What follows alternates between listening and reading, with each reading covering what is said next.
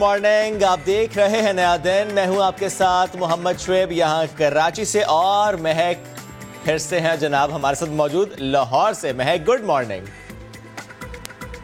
Good morning, good morning. और जनाब अहलियान लाहौर को आज मैं लाहौर से गुड मॉर्निंग कह रही हूँ, तो पंजाब को भी गुड मॉर्निंग कह रही हूँ। और जब आप लाहौर में होते हैं ना, जब आप अपने घर पर होते हैं तो एक अलग सी एनर्जी होती है। तगड़ा नाश्ता हुआ है फिर आज लाहौर में। घर के पराठों वाला, चाय वाला, अम्मा के हाथ के नाश्ते वाला, वो आप इंजॉय करते हैं। और फिर जब आप दफ्तर आते हैं तो मैंने जैसे पहले कहा कि जब आप घर से कर रहे होते हैं ना प्रोग्राम, तो एक अलग एनर्जी होती है। और ये एनर्जी मैं 2 दिन तक एंजॉय करूंगी। हमारे नाजरीन 2 दिन तक मुझे लाहौर से देख पाएंगे। लाहौर से हम प्रोग्राम करेंगे। तो हफ्ते का पहला दिन है और जनाब सब लोग काम पे जा रहे हैं। और पीर वाले दिन अमूमन होता है ऐसा कि एनर्जी बहुत ज्यादा कम होती है, क्योंकि वीकेंड के बाद जब आते हैं तो दिल नहीं करता काम करने का। लेकिन पता नहीं क्यों आज मेरी जो एनर्जी है ना वो काफी ज्यादा है। होनी भी चाहिए, क्योंकि मैं लाहौर से प्रोग्राम कर रही हूँ। वो शायद इसलिए शुएब क्योंकि आप जो है वो कराची बैठे हुए हैं और मैं स्टूडियो से बाहर निकल के लाहौर के स्टूडियो में मौजूद हूँ। आप बताएं आपका वीकेंड कैसा गुजरा? अल्हम्दुलिल्लाह वीकेंड बहुत अच्छा गुजरा। दिन का स्टार्ट थोड़ा सा आज इसलिए डाउन था कि हम जो सुबह बड़ी गपशप लगाते हैं, आज वो गपशप उस तरीके से हो नहीं पाई। जो नाश्ते पर हम बड़ी गुफ्तगू करते हैं वो भी हो नहीं पाई। तो मैं तो पूछना ये चाह रहा था कि आप अगर वहां पर मौजूद हैं, नाश्ता आपने क्या किया? जो वादा आपकी अम्मी ने किया था वो पूरा हुआ है नहीं, लेकिन उस पर हम करेंगे बाद में बात। और ये जो आपने कहा ना 2 दिन आपको देख पाएंगे, तो ये नाजरीन के लिए मैं अनाउंस करता हूँ यहाँ से, आप रोजाना महक को देख पाएंगे। महक की जिंदगी में क्या चेंज आ रहा है, वो जो सरप्राइजेस हैं वो सब हम आपको नया दिन में दिखाएंगे। रोजाना जो महक वहां पर नया दिन उनका होगा, लेकिन दिखाएंगे हम आपको यहां से। तो चूंकि अब शो का आगाज रहा, महक बड़ा मुस्कुराए, अल्लाह ये मुस्कुराहट कायम रखे। वैसे कुछ सियासतदानों के चेहरों पर महक जो मुस्कुराहट थी वो गायब हो गई है। मैं बात करूं ऑपोजिशन रहनुमाओं की, और ऑपोजिशन की वो गायब हो गई है क्योंकि वजीर आज़म इमरान खान साहब ने जो एक वादा किया था वो वादा उन्होंने पूरा कर दिया है। वो उन्होंने कहा था उन्होंने कि हॉर्स ट्रेडिंग का जो रास्ता है वो बंद किया जाएगा, वो बंद हो गया है। सदारती ऑर्डिनेंस जारी हो गया है। अब जो इंतखाबात होने हैं सेनेट में वो होंगे जनाब ओपन बैलेट पर। और इस हवाले से ऑर्डिनेंस, जिसका मैंने कहा कि नोटिफिकेशन जारी कर दिया गया है। बैलेट पेपर की जो पुष्ट है उस पर वोटर का नाम दर्ज करना लाजमी करार दिया गया है। और इलेक्शन कमीशन पार्टी सरबराह की दरख्वास्त पर वोट दिखाने का पाबंद होगा। अब इसमें सवाल ये है कि ये तो सबके लिए यकसा है, तो फिर शोर ऑपोजिशन मचा रही है तो क्यों? हाँ देखिए शुएब, अब ये है ना कि हेरा फेरी नहीं हो सकती। अब कोई हेरा फेरी नहीं होगी। अब जनाब बड़े हम उस तरीके से देखेंगे तमाम तरह मामला हल होते हुए कि कोई धांधली नहीं होगी, कोई धांधली का शोर नहीं मचाएगा, कोई डेस्क नहीं बजाएगा, कोई खड़ा होके बयानबाजी नहीं करेगा।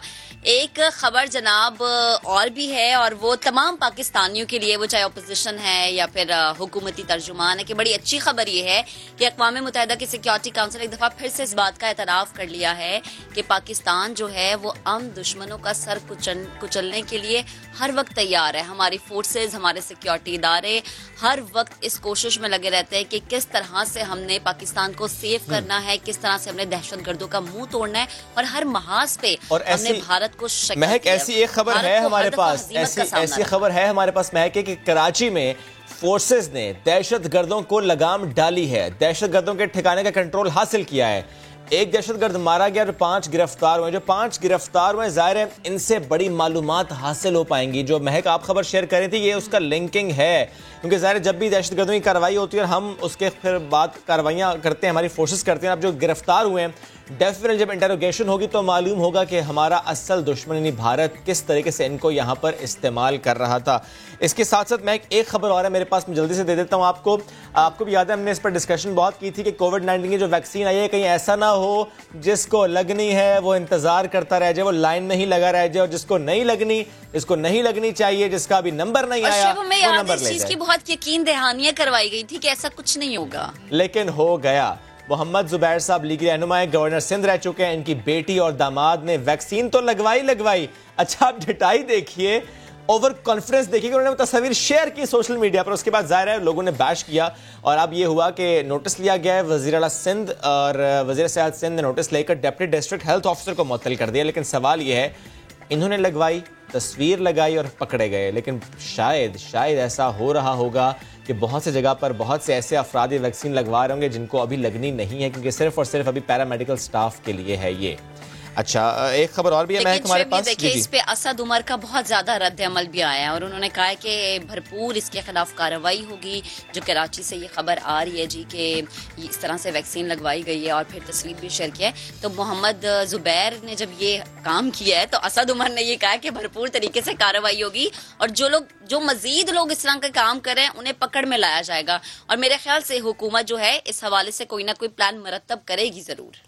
आई विश ऐसा हो। चलिए महक, हम बढ़ते हैं आगे अपने पहले मौजू की जानिब और पहला मौजू है हमारा मोहम्मद अली सदपारा, जो कि केटू समिट करने गए थे। ना जाने अब कहाँ हैं ये कोई जानता नहीं है। हम उम्मीद तो ये कर रहे हैं वो ठीक हों। वो केटू की आगोश में हैं, ढूंढने के लिए उन्हें मिशन भी लॉन्च किया गया लेकिन मिले नहीं। जब हम बात करते हैं केटू की और जब हम बात करते हैं वो कहाँ हैं तो इसका जवाब किसी के पास नहीं है। उनके बेटे भी साथ गए थे, साजिद अली सदपारा, 20 साल उनकी उम्र, लेकिन वो इसलिए वापस आ गए चूँकि वो ऊपर जा नहीं पाए। उनकी तबीयत बिगड़ गई, तबीयत ख़राब हो गई और इसकी वजह से उन्हें नीचे आना पड़ा। लेकिन जो लास्ट GPS सिग्नल मिला था वो मिला था 7600 मीटर के बुलंदी से। जॉन स्नोरी के पास जो डिवाइस थी उसका सिग्नल, उसके बाद कोई सिग्नल नहीं मिला। वॉकी टॉकी से ज़रूर बात होती रही जो बेस कैंप में मौजूद थे, लेकिन उसके बाद वो कहाँ गए मालूम नहीं। जाते हुए हादसा हो गया या कि वापसी पर हादसा हुआ, इस बारे में भी कुछ कहा नहीं जा सकता। कभी इम्कान ये है कि उन्होंने केटू सर कर लिया और वापसी पर यह हादसा रिपोर्ट हुआ, क्योंकि उसके बाद से अब 3 दिन गुजर चुके हैं, कोई इल्म नहीं कि वो कहाँ हैं। Army chief general Qamar Javed Bajwa साहब ने भी गुज़श्ता रोज़ बेस कैंप में रब्ता किया था और ज़ाहिर है उनकी हिदायत भी थी कि ऑपरेशन हो, लेकिन रेस्क्यू ऑपरेशन के बावजूद मिल नहीं रहे। कहाँ गए कुछ मालूम नहीं हो रहा। 3 लोग हैं ये, मोहम्मद अली सदपारा हैं और इनके 2 साथी हैं, लेकिन अब मालूम नहीं हो रहा कि ये हादसा कैसे हुआ, क्योंकि कुछ ऑप्शंस होती हैं, गिर जाना, हवा से उड़ जाना, या वो जो वहाँ पे टेम्परेचर इतना ड्रॉप होता है उसकी वजह से एडिमा हो जाना, या और कोई हेल्थ कंडीशन ऐसी हो जाना कि वो आगे ना बढ़ पाएं। बिल्कुल। अच्छा श्वेत, माजरत मैं आपको यहाँ पे रोक रही हूँ। उनके बेटे ने भी ये बात कही थी कि हो सकता है कि उनके साथ कोई ना कोई हादसा पेश आया, क्योंकि इतनी बुलंदी पे बगैर ऑक्सीजन के रहना और जिंदा रहना कोई बहुत बड़ा मौजज़ा है। बिल्कुल। और महक, जब हम ये बात कर रहे हैं तो ऐसे में हम उनकी बात करते हैं कि जिन्होंने पाकिस्तान का नाम रोशन किया, क्योंकि पाकिस्तान का नाम रोशन करने के बाद जो फीलिंग्स होती हैं वो कुछ अलग ही होती हैं। जैसे कि अगर मैं बात करूं फ़ख्र आलम की, जिन्होंने दुनिया का चक्कर लगाया, हमारे मेहमान भी बने थे, आज हमारे साथ वो मौजूद हैं। मैंने सोचा कि हम उनसे गुफ्तगू करते हैं। फ़ख्र भाई, thank you very much and good morning. Fakhr भाई, पहले तो मैं आपका कॉमेंट चाहूँगा। हम पिछले 3-4 दिनों से सिर्फ और सिर्फ गुफ्तगू कर रहे हैं तो सदपारा की कर रहे हैं। उनका हौसला जवान था, मौसम की सख्ती ने रोक नहीं पाई, वो आगे बढ़ते गए। अब वो कहाँ हैं ज़रा वी डोंट नो। हम सब दुआ गो तो हैं लेकिन हम जानते नहीं वो कहाँ हैं। मैं चाहता हूँ पहले आप उनके इस हौसले के, इस जज्बे की कि पाकिस्तान का परचम विंटर में केटू की चोटी पर लहराना है, इस अज़्म के साथ वो गए ऊपर। अस्सलाम वालेकुम, आपको बहुत बहुत सलाम और सबको देखने वालों को सुबह बखैर। मैं सबसे पहले तो ये कहता हूँ कि कितने ज़बरदस्त इंसान, कितने ज़बरदस्त लोग जो हैं वो हमारी इस धरती में यहाँ पर पैदा होते हैं। ये जो कहानी है, ये कहानी अब जब तारीख़ में बयान की जाएगी तो इसके बड़े पहलू होंगे और बड़ी हम सब पाकिस्तानियों का सर फ़ख्र से बुलंद होगा। इसका रिजल्ट क्या होता है, अभी तक हम सब लोग दुआ गो हैं, लेकिन वाज़े तौर पे अब ये कहना मेरा ख्याल है, उम्मीद की आपने देख लिया, जो साजिद सदपारा है उन्होंने भी कहा, उम्मीद बहुत मुश्किल जो है वो लगती है चूँकि कंडीशंस ऐसी हैं। एक चीज़ आपको बताता हूँ, माउंट एवरेस्ट जो दुनिया की सबसे ऊंची चोटी है, उसको 4000 लोग, तारीख में अब तक 4000 लोग जो है उसको सर कर चुके हैं। इसमें बहुत सारे पाकिस्तानी भी हैं, हमारी पाकिस्तानी क्लाइंबर समीना बेग भी हैं। लेकिन केटू जो है तारीख में सिर्फ 350 लोग सर कर चुके हैं और उसमें से 70 से ज्यादा लोग जो हैं वो अपनी जान गवा बैठे हैं केटू को सर करने के चक्कर में, क्योंकि ये एक बहुत मुश्किल पहाड़ है। ना मैं माउंटेनियर नहीं हूं अलबत्ता, लेकिन मैं एडवेंचर स्पोर्ट्स को फॉलो बहुत अच्छे तरीके से करता हूं, मेरा बड़ा पैशन है। तो मैं देखता हूं, तो मैं आपको एक चीज बताऊं कि पहली बात तो कि हम सबको, और सिर्फ पाकिस्तानी कौम नहीं, चिली भी और आइसलैंड भी, सारे तीनों मुल्क जो हैं वो बड़े अफसुर्दा हैं, क्योंकि जॉन स्नोरी आइसलैंड से उनका ताल्लुक था, JP मोर चिली से उनका ताल्लुक था, वो मोहम्मद अली सदपारा के साथ थे। और चूंकि तीनों ही अगर एक बंदे को हादसा पेश आ जाए, वो गिर जाए, जख्मी हो जाए, तो 2 लोग जो हैं कुछ हो सकता है। याद रखें कि ये माउंटेनियर्स जो रंगीन कपड़े पहनते हैं ताकि सफेद स्नो में यानी कि बर्फ में नजर आ सकें। तीनों ही नहीं मिल रहे, तीनों का सिग्नल भी जो है अब आपका जीपीएस का नहीं आ रहा, और -60 डिग्री सेल्सियस तक गया है टेम्परेचर। मैं रोजाना रात को, मैं इस्लामाबाद में हूं और मैं रुका हुआ था इसलिए कि मैं सोच रहा था कि कोई खुशखबरी आएगी। तो ये बड़ा मुश्किल वक्त जो है ये गुजरा होगा हर रात को। अगर वो जिंदा है तो मैं आपको यकीन जाने, मैं आपको बयान नहीं कर सकता कि उनकी जो जिस्मानी इम्तिहान उनका हो रहा होगा वो एक नहायत ही नामुमकिन सा एग्जाम है। इस सर्दी में रात के वक्त सनसेट के बाद उन इलाकों में बगैर कवरेज के यानी कि बगैर किसी टेंट के या कैंपेज के, तो हम सब दुआ गो हैं। लेकिन मैं आपको एक चीज बताऊं, बहुत सारे लोग, मैं एक शिकवा छोटा सा करना चाहता हूं कि कुछ लोगों ने कहा जी क्या जरूरत थी ये करने की, बिल्कुल फखर भाई, बिल्कुल, और क्या जरूरत थी बगैर ऑक्सीजन के करने के लिए। मैं उस पर भी एक छोटी सी बात ही कहना चाहता हूं कि देखें जनाब, कौम जो होती है ना, कौमें जो होती हैं, उनकी ग्रेटनेस जो होती है ना, उनकी अजमत जो होती है ना, वो किस चीज से बनती है? उनकी तारीख से बनती है, उनकी तारीख में बड़े बड़े कामों से बनती है। ये जो मैं पूरी दुनिया का चक्कर लगाने चला गया था तो लोग कहते थे यार क्या जरूरत थी आपको जहाज उड़ा के आपने पूरी दुनिया का। भाई मैं चाहता था मेरा पाकिस्तान का परचम मेरे सीने पे हो। मोहम्मद अली साद पारा चाहता था कि वो पाकिस्तान का परचम जो है ले जाए, क्योंकि अगर आपको याद हो अब से कुछ हफ्ते पहले नेपाली टीम ने ये काम कर लिया था। और मुझे पता है कि मैं एक माउंटेनियर के दिल के जज्बात को थोड़ा बहुत समझ सकता हूं कि मोहम्मद अली साद पारा चूंकि वो लोकल है वहां के, तो उनके दिल में ये रहा होगा कि यार ये बाहर से आगे कर गया कोई, तो ये मैंने भी करना है इस साल। तो वो जो मोटिवेशन है ना, वो ड्राइव जो है, वो छोटे दिमागों को समझ में नहीं आता कि ग्रेटनेस के लिए लोग जो हैं वो किस एक्सट्रीम तक जाते हैं। ये कोपहमाई जो है, लगता है कि यार ये क्या जरूरत है पहाड़ पे चढ़ने की, इससे क्या फायदा होगा, गरीबों को क्या फायदा होगा, कौम को क्या फायदा होगा। ओ भाई, कौमों का वकार, कौमों की अजमत, एक अजीम कौम बनने के लिए सिर्फ जरूरी नहीं होता कि आप जो हैं वो डफर किस्म के सियासतदानों के पीछे अपने बैनर उठा के उनके बस वाह करते रहें। उसके लिए आपको अपने मुल्क में अपने ऐसे शहरियों को देखना होता है, आइडेंटिफाई करना होता है कि जिनको आप कहेंगे यार ये मेरे मुल्क से, ये बंदा मेरे मुल्क से, अरे हमारे पाकिस्तानी ने भी ये काम किया हुआ है, हमारे पाकिस्तानी आपसे बेहतर ये काम किया हुआ है। ये वो ड्राइव और मोटिवेशन है जो लेकर चलती है हम लोगों को। मैं बड़ा दुखी हूं, मैं आपको हकीकतन बताऊं, क्योंकि मेरे पास अल्फाज नहीं है। मैं अपसेट रहा हूं, मैं 3 रातें जागता भी रहा हूं on and off. It is a great tragedy in the making. No doubt Fakhar भाई, इवन कल रात को मैं खुद इंतज़ार करता रहा और दुआ करता रहा कि बस कोई खबर मिल जाए, लेकिन ज़ाहिर है वो खबर कैसे मिलती जब रेस्क्यू ऑपरेशन ही रोक दिया गया था, बिकॉज ज़ाहिर है 2 दिन से जारी था और कुछ हुआ नहीं। फखर भाई, लेकिन मैं एक कमेंट इस पर भी चाहूँगा कि ये वो वक्त है कि जब हम सबको दुआ भी करनी चाहिए और फ़ख्र भी करना चाहिए मोहम्मद अली साद पारा के उस हौसले को लेकर कि वो गए, उन्होंने ये सोचा कि मैंने करना है। लेकिन हम ये कर नहीं रहे। हम कर क्या रहे हैं? हम बहस कर रहे हैं सोशल मीडिया पर भी और कह रहे हैं नहीं तुम्हारे पास क्या सबूत कि उसने कर लिया, अच्छा क्यों गया, नहीं जाना चाहिए था, जीपीएस सिग्नल इतने बजे आया था, ऐसे बात थी वैसे बात थी। यानी ये वो वक्त नहीं है कि हम एक दूसरे को नीचा दिखाएं या एक दूसरे को झूठा साबित करें। हमें तो सिर्फ और सिर्फ इस वक्त दुआ करनी चाहिए। मैं सिर्फ आपसे मैं 100% एग्री करता हूं। मैंने जैसा कहा कि ऐसे लोगों को, ऐसे छोटे दिमाग लोगों को, छोटे दिल वाले लोगों को, जो मुझे नहीं समझ में आता कि उनकी क्यों इतनी मनफी सोच हो गई है। क्या इस मुआशरे ने उनको इतना गम दे दिया है कि वो इस जो बड़ी पिक्चर है उसको देख नहीं सकते। अल्लाह ताला उन सबको, जो ऐसे लोग हैं जो ऐसी मनफी सोच रखते हैं, उनकी सोच को बड़ा करे। हम ये दुआ कर सकते हैं उनकी, अल्लाह उनकी मदद करे।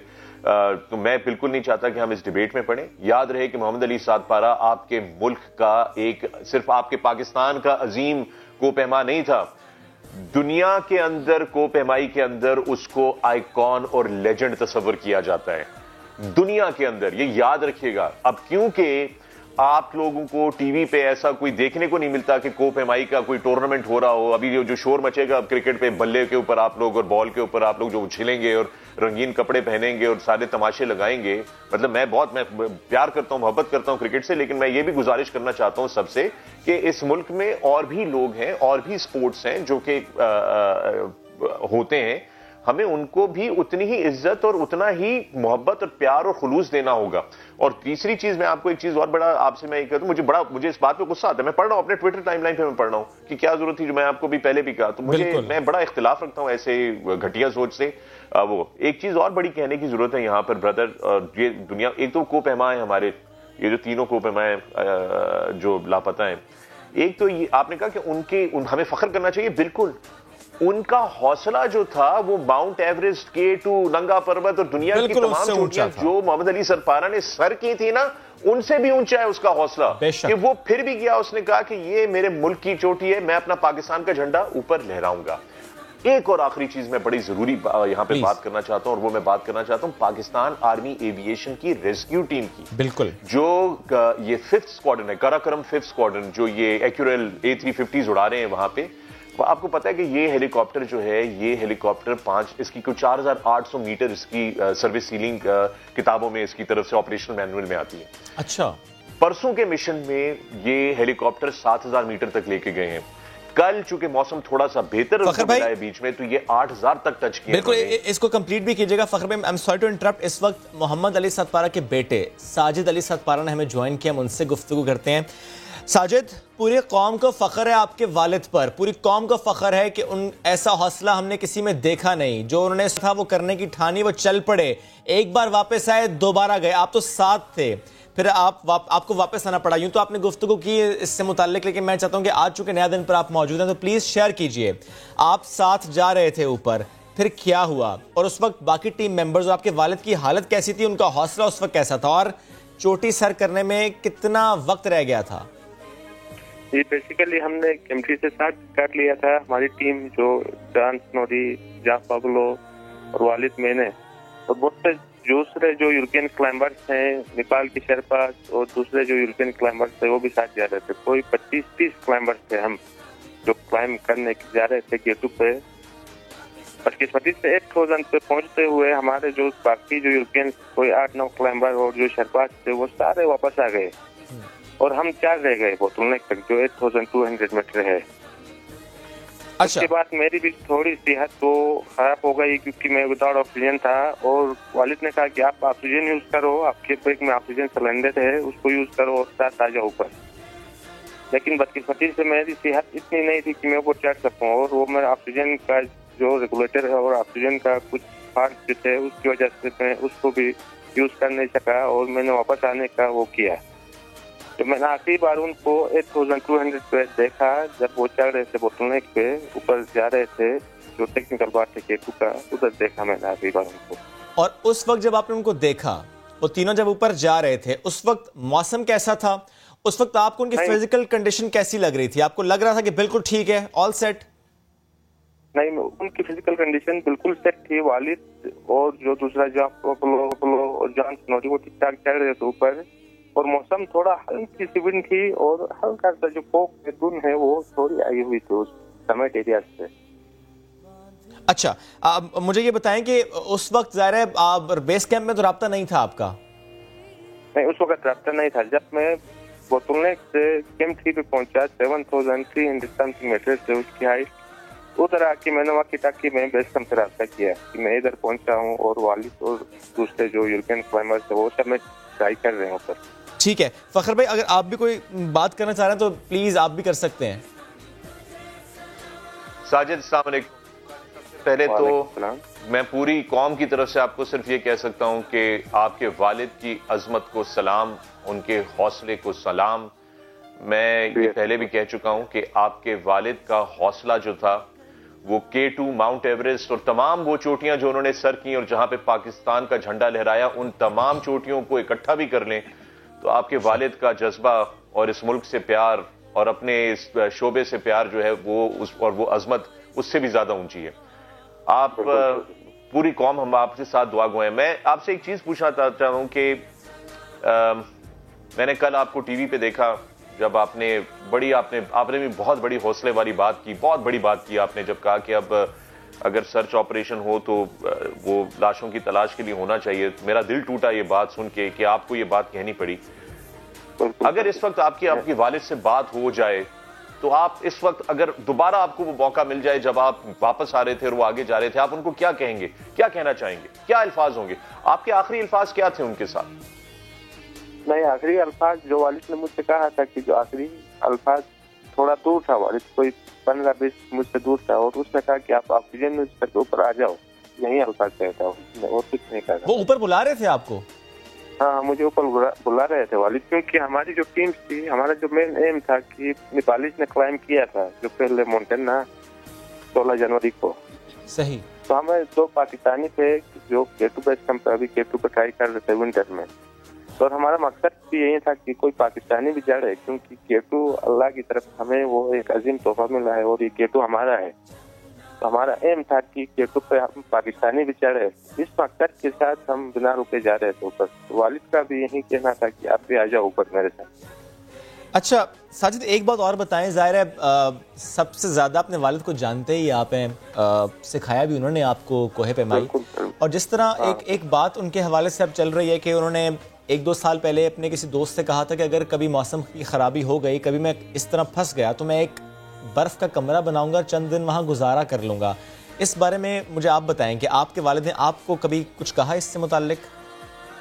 नहीं, वालिद ने दुनिया का वो टेक्निकल क्लाइमर था और दुनिया जानती थी उसको, और बहुत सी अचीवमेंट्स थी और एक्सपीरियंस भी था वालिद, और अपने जो प्रोफेशन है क्लाइंबिंग का वो हर वक्त से वाकिफ था। पूरी जो इंफॉर्मेशन है क्लाइंबिंग की, टेक्निकल क्लाइंबिंग, और सब कुछ जानता था। और यूरोप में भी गए थे अक्सर ट्रेनिंग के लिए, और वहाँ आगे पीछे बहुत से यूरोपियन कंट्रीज विजिट किए थे उन्होंने। तो पॉसिबल तो है कि अभी जो स्नो केव कहते हैं हम, जो बर्फ मंजर जो बना के रहते हैं ना, उसमें अगर फेवरेबल कंडीशन हो, टेम्परेचर मेंटेन हो 40-50, तो उसमें बंदा 1 दिन तक जिंदा रह सकता है, वो उसमें बिना पानी बिना फूड के। अच्छा साजिद, मैं यही आपसे पूछना चाह रही थी कि कल आपने अपने बयान में भी यही कहा था कि जिस तरह से वहाँ का टेम्परेचर है, 2 से 3 दिन तक जिंदा रहना और विदाउट ऑक्सीजन बड़ा मुश्किल है। तो आपने तो खुद वो चीज़ सारी फेस की है, उस माहौल को आपने देखा, उस मौसम को आपने बर्दाश्त किया है। हमारी दुआ तो यही है कि खैर आफियत से आपके वालिद साहब वापस आ जाएं, लेकिन जो वहाँ का जो मौसम है इंसानी जिस्म के लिए, जैसा कि फ़ख्र आलम भी जिक्र कर रहे थे कि अगर वो अल्लाह करेंगे वो जिंदा हो तो उनके जिस्म के लिए वहाँ का मौसम बड़ा नुकसानदेह है। तो प्लीज़ ज़रा इस बारे में भी शेयर कीजिएगा वहाँ के मौसम के हवाले से। कल तो आपने बड़ा दिल पे पत्थर रख के ये बात कर दी, अभी जो सूरत हाल बताई जा रही है या रेस्क्यू ऑपरेशंस की तरफ से आपको लम्हा ब लम्हा अपडेट तो यकीनन मिल रही होगी, वो क्या है? आर्मी इसमें मुकम्मल टाउन कर रही है। रेस्क्यू मिशन में जो आर्मी के हलीस हैं और बाकी जो हमारी गवर्नमेंट है, सिविल गवर्नमेंट, जो जीबी की गवर्नमेंट है, मुकम्मल टाउन कर रही है हमारे साथ। लेकिन जो उस टेम्परेचर में जो मैंने खुद देखा है, एज ए क्लाइंबर मैं कहता हूँ कि 8000 से आप अगर विंटर में दिन को नहीं, अगर नाइट को 2-3 घंटे भी बंदा विदाउट खड़ा बैठे, वो बंदा जब जाता है, उसके बचने की चांसेस ना होने के बराबर होते हैं। सही। अच्छा साजिद, एक बात और बताएं, अभी कुछ देर पहले फ़ख्र भाई भी जिस तरह बता रहे थे कि जो हेलीकॉप्टर्स इस्तेमाल हो रहे हैं रेस्क्यू ऑपरेशन में, ज़ाहिर है उनकी एक लिमिट है, लेकिन वो लिमिट क्रॉस करके ढूंढ रहे थे आपके वालिद साहब को, फिर जो दूसरे 2 साथी थे, आप भी साथ गए थे, ऐसा ही है? जी, मैं हेलीकॉप्टर वो लास्ट जो मिशन हुआ था उसमें वो सर्च ऑपरेशन में मैं भी गया था और मैंने भी फ्लाई की थी वो आगे पीछे, लेकिन बदकिस्मती लिटिल बिट क्लाउडी था जो पर जो समिट एरियाज थे, और बाकी हमने अपनी भरपूर कोशिश की थी, और आर्मी का भी मुकम्मल डाउन था हमारे साथ पहली मिशन में, और हमने जो हद इम्कान हमसे जितना हो सके सर्च करने की बिल्कुल कोशिश की थी। अच्छा साजिद, एक सवाल और करना चाहता हूँ मैं आपसे, और वो ये कि ये जो जुनून होता है, ये जो आपके अंदर एक हौसला होता है और एक करने की लगन होती है, एडवेंचर आपने करना है, ये थोड़ा सा बताएं कि सख्त मौसम है, सिर्फ अभी नेपाली एक टीम करके गई, उससे पहले कभी हुआ नहीं, और आप लोगों ने सोच लिया कि मुझे करना है। ये वही बात है जिस तरह फ़ख्र भाई ने कहा कि एक पाकिस्तानी ने शायद यही सोचा होगा कि बाहर से कोई आया और कर गया तो वाई नॉट वी, यही सोच थी?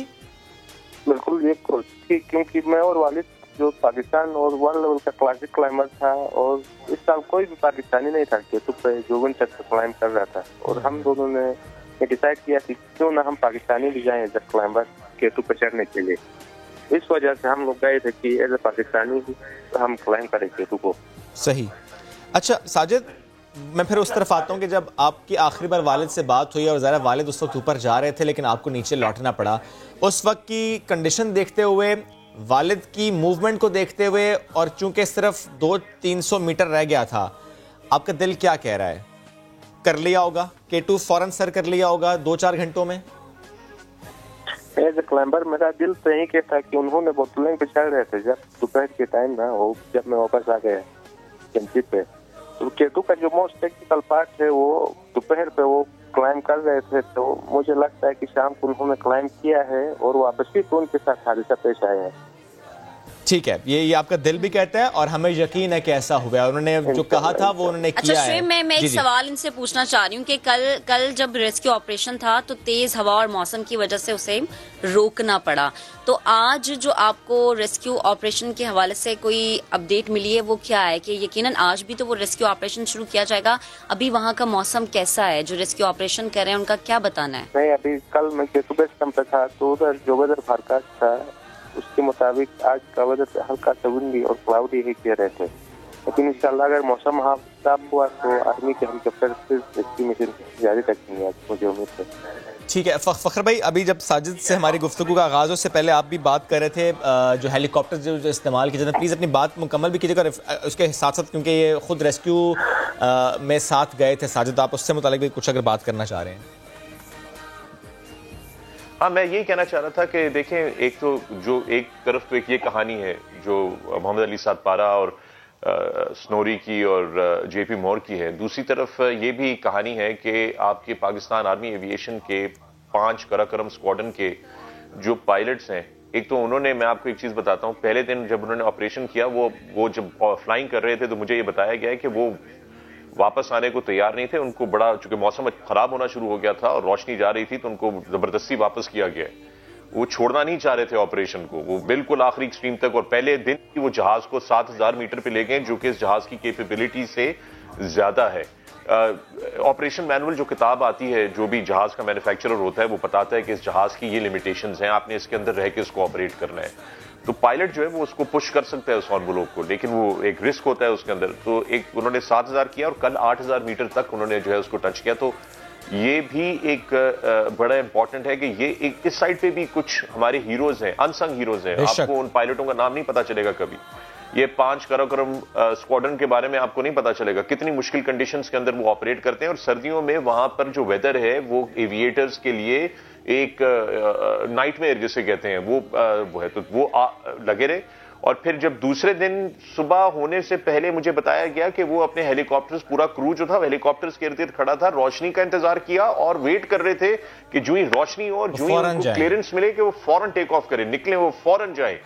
तो यानी कि वो इम्पेशेंटली सारी रात वो भी नहीं सोए होंगे इस वजह कि यार हमारा इंतजार कर रहे हैं, वो इस उम्मीद के साथ अगर वो जिंदा है तो वो कहां पर वो वेट कर रहे होंगे। वो चीज है जिसके लिए पूरी कौम दुआ गो है, और हम चाह रहे हैं कि जल्द अज जल्द कोई अच्छी खबर हमारे सामने आए। आपने जैसे कि बताया कि 7 या 8 मीटर की बुलंदी तक ये जा सकते हैं, जैसे कितना हो सकता है कि हेलीकॉप्टर कितनी बुलंदी तक परवाज कर सकता है, कितनी बुलंदी पे जाके इस ऑपरेशन को कवर कर सकता है, इस हवाले से कुछ आइडिया है आपको? जी, मैं यही तो कह रहा हूं आपको कि एक्यूरेल जो जहाज है A350 जो हेलीकॉप्टर इस्तेमाल हो रहा है इस ऑपरेशन के लिए, उसकी सर्विस सीलिंग उसके मैन्युफैक्चरर की तरफ से 4800 मीटर है, और ये इसको पहले दिन 7000 मीटर पे लेके गए। बिल्कुल फखर भाई, 7000 तक भी गए, 8000 तक भी गए। बिल्कुल फखर भाई, मैं चाहता कि हम कुछ गुफ्तगू और भी साजिद से करें। साजिद, एक बात मुझे बताएं, जैसे जैसे वक्त गुजरता है उम्मीद दम तोड़ जाती है, लेकिन आई एम श्योर आपकी उम्मीदें और पाकिस्तानी कौम की उम्मीदें दम नहीं तोड़ेंगी। हम सब दुआ गो, और हम सब के दिल ये गवाही दे रहे हैं कि मोहम्मद अली सादपारा जल्द इंशाल्लाह उनको रेस्क्यू कर लिया जाएगा। साजिद साथ मौजूद थे, आपके वक्त का मतलब बेहद शुक्रिया। हम दुआ गो हैं, टीम ने समा TV और पूरी पाकिस्तानी कौम दुआ गो है। सादपारा जब इनकी हम बात कर रहे हैं तो इनके लिए पूरा मुल्क दुआ कर रहा है। हम आपको अभी लेकर चलेंगे फैसलाबाद, जहां स्कूल में सादपारा के लिए दुआएं की जा रही हैं। वहां क्या माहौल है ये आपको दिखाते हैं। नागा सर करने वाले पहले आलमी कोप इमाम मोहम्मद अली सादपारा, जो कि K2 सर कर चुके थे और वापसी का सफ़र हुआ था के तब से लापता हैं और ये जुम्मे का रोज़ था। तकरीबन 4 बजे आखिरी बार राब्ता जो है उनसे हुआ। उसके बाद मोहम्मद अली सतपारा और उनके 2 साथी जो कि फॉरनर थे वो तब से लापता हैं और आज तक उनका अभी तक कोई पता नहीं चल सका।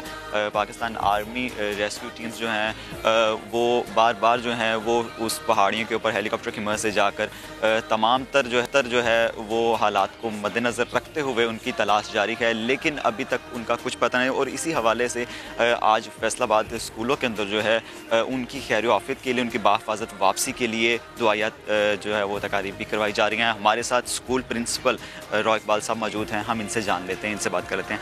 सर, पाकिस्तान का एक ऐसा हीरो जो कि गुज़श्ता 3 रोज़ से लापता है, क्या कहना चाहेंगे आप? बच्चों के क्या जज्बात हैं? देखें जी, उस बंदे के आप जज्बात देखें कि जैसे उसे पता चला था कि नेपाली टीम ने जो है उसको सर कर लिया है, तो अब इसने कहा था कि मैं बगैर ऑक्सीजन के जो है इसको सर करूंगा, क्योंकि उसने ये अपने उसका अपने कोई मकसद नहीं थे। वो सिर्फ पाकिस्तान का झंडा जो है लहराना चाह रहा था और वो हमारा हीरो जो हमारा सबूत है, और उसने ये शायद सर भी कर ली थी। वो अपने बेटे के साथ और 2 गैर मुल्की हैं जिसमें आइसलैंड के एक कोपैमा है और एक चिली के कोपैमा है, और वो तीनों से रब्ता नहीं हो रहा है। और हमारी दुआ है, आज हमने यही तकरीब जो है यहाँ पे सबकी ये दुआ है कि वो खैरियत से हों। बेहद शुक्रिया, आप अपडेट कर रहे थे। फ़खर भाई, लास्ट कमेंट करना चाहेंगे आप भी दुआ के साथ कि हम सब हैं? जी बिल्कुल, हम दुआ गो हैं, इसमें कोई शक की बात नहीं है। हम दुआ गो हैं, हम दुआ गो हैं। और मैं अगेन देखें, हम सबको सबसे पहले तो साजिद अली सतपारा की जो है वो रिस्पेक्ट करनी चाहिए। वो किस तरीके से, किस हौसले के साथ वो समझते हैं, क्योंकि वो इस एक्सपीडिशन का हिस्सा थे। बिल्कुल ऊपर आखिरी बेस कैंप से वापस हुए, चूंकि तबीयत उनकी ख़राब हो गई। जो मोहम्मद अली सतपारा के साहबजादे हैं, जिनको भी हम जिनसे आप बात कर रहे थे, उनसे बेहतर इस हकीकत को अब कोई नहीं समझता और उस पहाड़ की हकीकत से कोई वाकिफ नहीं है। तो मेरी गुजारिश ये है कि हम लोग अब दुआ करते रहें, लेकिन साथ साथ में अब हमें ये प्रिपेयर भी होना होगा कि द वर्स्ट हैज हैपेंड। और आगे मेरे लिए मैं सिर्फ ये कह सकता हूं कि मोहम्मद अली सतपारा के लेजेंड को और इस फैमिली के लेजेंड को, चूंकि इनकी फैमिली में ये सारे कोपैमा है ज़बरदस्त किस्म के, उस गांव को, सतपारा गांव को, इसको हमें रिकग्नाइज करना चाहिए और इसको इसका ड्यू क्रेडिट मिलना चाहिए। इसको, इस लेगेसी को और इस खित्ते के लोगों को अप्रिशिएट करें। बिल्कुल पाकिस्तानियों, आपसे मेरी गुजारिश है, इल्तिजा है, अपनी कौम की अजमत को बढ़ाने के लिए एक दूसरे का साथ दें, एक दूसरे को अप्रिशिएट करें, एक दूसरे को सपोर्ट करें, एक दूसरे के लिए दुआ गो हो कि यार कामयाबी मिलेगी, मेरा हम मुल्क है, मेरा हम वतन है, इसको कामयाबी मिलेगी, उसको कामयाबी मिलेगी तो समझे आप हमारी कामयाबी होगी। बिल्कुल, ये सही बात आप जाएं तो लोग कहें कि आप उस मुल्क, बिल्कुल, दुनिया में कहीं जाएं तो वो लोग कहें कि आप उस मुल्क से जहां पे ये हीरो है हमारा। फ़खर भाई, thank you very much, thank you very much, साथ मौजूद थे आप। और मेरी दुआ है कि मोहम्मद अली सतपारा ने जो रिकॉर्ड बनाने की कोशिश की वो एक और रिकॉर्ड बनाया। वो रिकॉर्ड किस तरह से बनेगा? जो नेपाल के पैमा गलजिन शर्पा थे, जो 90 घंटे तक डेथ जोन में रहे थे, वो भी तो वापस आए थे। तो इंशाल्लाह ये भी वापस आएंगे, हम सबकी दुआ है। एक छोटी सी ब्रेक लेनी है, वापस आते हैं ब्रेक के बाद। Stay with us.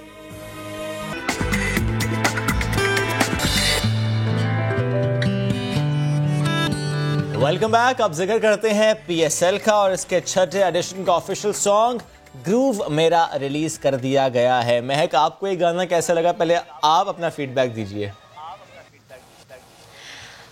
मुझे जो PSL का पहला गाना था ना, पहला सॉन्ग जो था, वो बड़ा अच्छा लगा। और जब मैंने ये सुना तो जो तनकीद की गई ट्विटर पे, समाजी राबतों की वेबसाइट्स पे, तो मुझे लगा कि ये तनकीद बिल्कुल ठीक है। मैं ये अपना एक पर्सनल ओपिनियन बता रही हूँ, अपना एक पर्सनल एक्सपीरियंस बता रही हूँ। हो सकता है बहुत सारे पाकिस्तानी को ये गाना अच्छा भी लगा हो। महक, आपको ये पूरा गाना अच्छा नहीं लगा या आपको कोई पोर्शन अच्छा नहीं लगा? मुझे पूरा गाना ही नहीं अच्छा लगा। मुझे लगता है भाई को यहाँ होना चाहिए था। अच्छा, भाई भी सोच रहा है कि वो हाजिर हो जाए, लेकिन द क्वेश्चन इज कुछ, लेकिन भाई ने ट्विटर पे ये लिखा है कि अब मैंने क्या कर दिया, क्योंकि लोग उन्हें इतना टैग करें कि हाजिर हो, भैया आपने क्या किया है। लोग उन्हें बुलाना चाह रहे हैं, लेकिन एट द सेम टाइम बहुत से ऐसे सोशल मीडिया यूजर्स हैं जो कि कह रहे हैं कि वाई वी ऑलवेज बैश, ये कल्चर क्यों बन गया, रिचुअल क्यों बन गया, जब भी PSL का एंथम आता है हम उसे बैश करते हैं, मुझे अच्छा श्रेब, इसके अलावा बहुत सारे सेलिब्रिटीज हैं जैसे महविश हयात है, उन्होंने ये कहा जी कि क्यों इस गाने को बुरा कहा जा रहा है, मुझे कोई इसमें बुराई नजर नहीं आ रही, मतलब बिल्कुल एक बेहतरीन सॉन्ग है। तो वो हर एक का अपना एक ओपिनियन है जो कि शेयर किया जा रहा है, लेकिन अगर ओवरऑल मेजॉरिटी को हम देखें तो उन्होंने नापसंद ही किया है। चले नापसंद किया, लेकिन मेरी नज़र में जो नापसंदीदगी थी और जो क्रिटिसिज्म था और उस पर जो मीम्स बनी वो बेसिकली जीत हुई है, वो PCB की जीत है, वो PSL के इस गाने की जीत हुई है, क्योंकि वाकई इस गाने को बहुत ज़्यादा शेयर किया गया है, बहुत ज़्यादा सुना गया है। नसीबो लाल से स्टार्ट होता है, फिर आयमा बेग की एंट्री एंड देन यंग स्टार्नर्स। अच्छा, इस वीडियो में बाबर आजम है, शादाब खान है, सरफराज हैं, शाहीन शाह अफरीदी हैं, शान मसूद हैं और वहाब रियाज हैं। अब इस गाने को लाखों लोग जो हैं वो YouTube पे जनाब देख चुके हैं। थोड़ा सा आपको सुनवाते हैं, फिर आपको बताएंगे कि मीम्स कौन कौन सी बनी।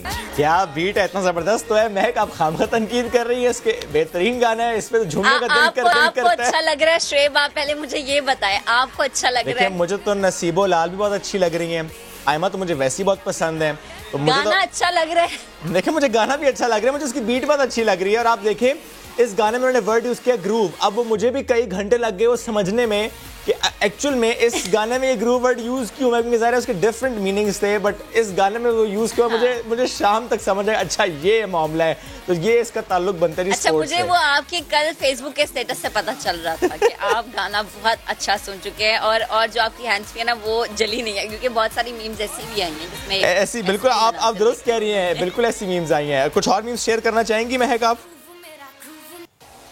नहीं, मैं चाहती हूँ ये आप करें, क्योंकि ये कल आपने जो मुझे भेजी थी वो बाप नाजरीन को बताया। अच्छा, मैंने एक शेयर की थी आपसे कि एक सारिफ ने अपनी जली हुई हैंड्स फ्री शेयर की कि गाना सुना तो ये हो गया। एक ने कहा कि मैं घर में अकेला ये सुन रहा था और अब मैं होमलेस हो चुका हूँ, मुझे घर से बाहर निकाल दिया गया है। तो बहुत से लोग तनकीद कर रहे हैं। और IM काजिम, उन्होंने तबसरा किया कि अगर आप ऑर्डर दें बिरयानी का लेकिन आपको मिले पुलाव तो जनाब होता है ये। और अच्छा, मैंने खुद भी थोड़ी सी तनकीद की थी, मैं उस पर मैं बिल्कुल शेयर करता हूँ। वो मैंने कहा था गलती की नहीं जाती, गलती बल्कि मैंने कहा था गलती की जाती है, और ये उसकी एक एग्जांपल है। लेकिन शायद इसमें बहुत ज़्यादा फ़ायदा हुआ है PCB को, क्योंकि ज़ाहिर है मिलियन में इसके अब व्यूज़ आ चुके हैं। जो मीम्स शेयर हुई हैं वो भी आपसे शेयर करते हैं। अच्छा, मीम्स इस वक्त हम स्क्रीन पर आपको दिखा भी रहे हैं कि 15 सेकंड सिर्फ और सिर्फ सुना तो जल गया हैंड्स फ्री। और एक कह रहे हैं कि जब भी मैं सुनता हूँ नया गाना तो पिछले से प्यार हो जाता है, जैसे कि महक ने भी कहा था कि उन्हें पहले वाले तराने से प्यार था। अच्छा, एट द सेम टाइम जब हमने ये शहरियों से सवाल किया मुख्तलिफ शहरों में जाकर कि आप इस नए गाने को कितने मार्क्स देंगे, तो क्या जवाब रहे जरा वो भी सुनिए।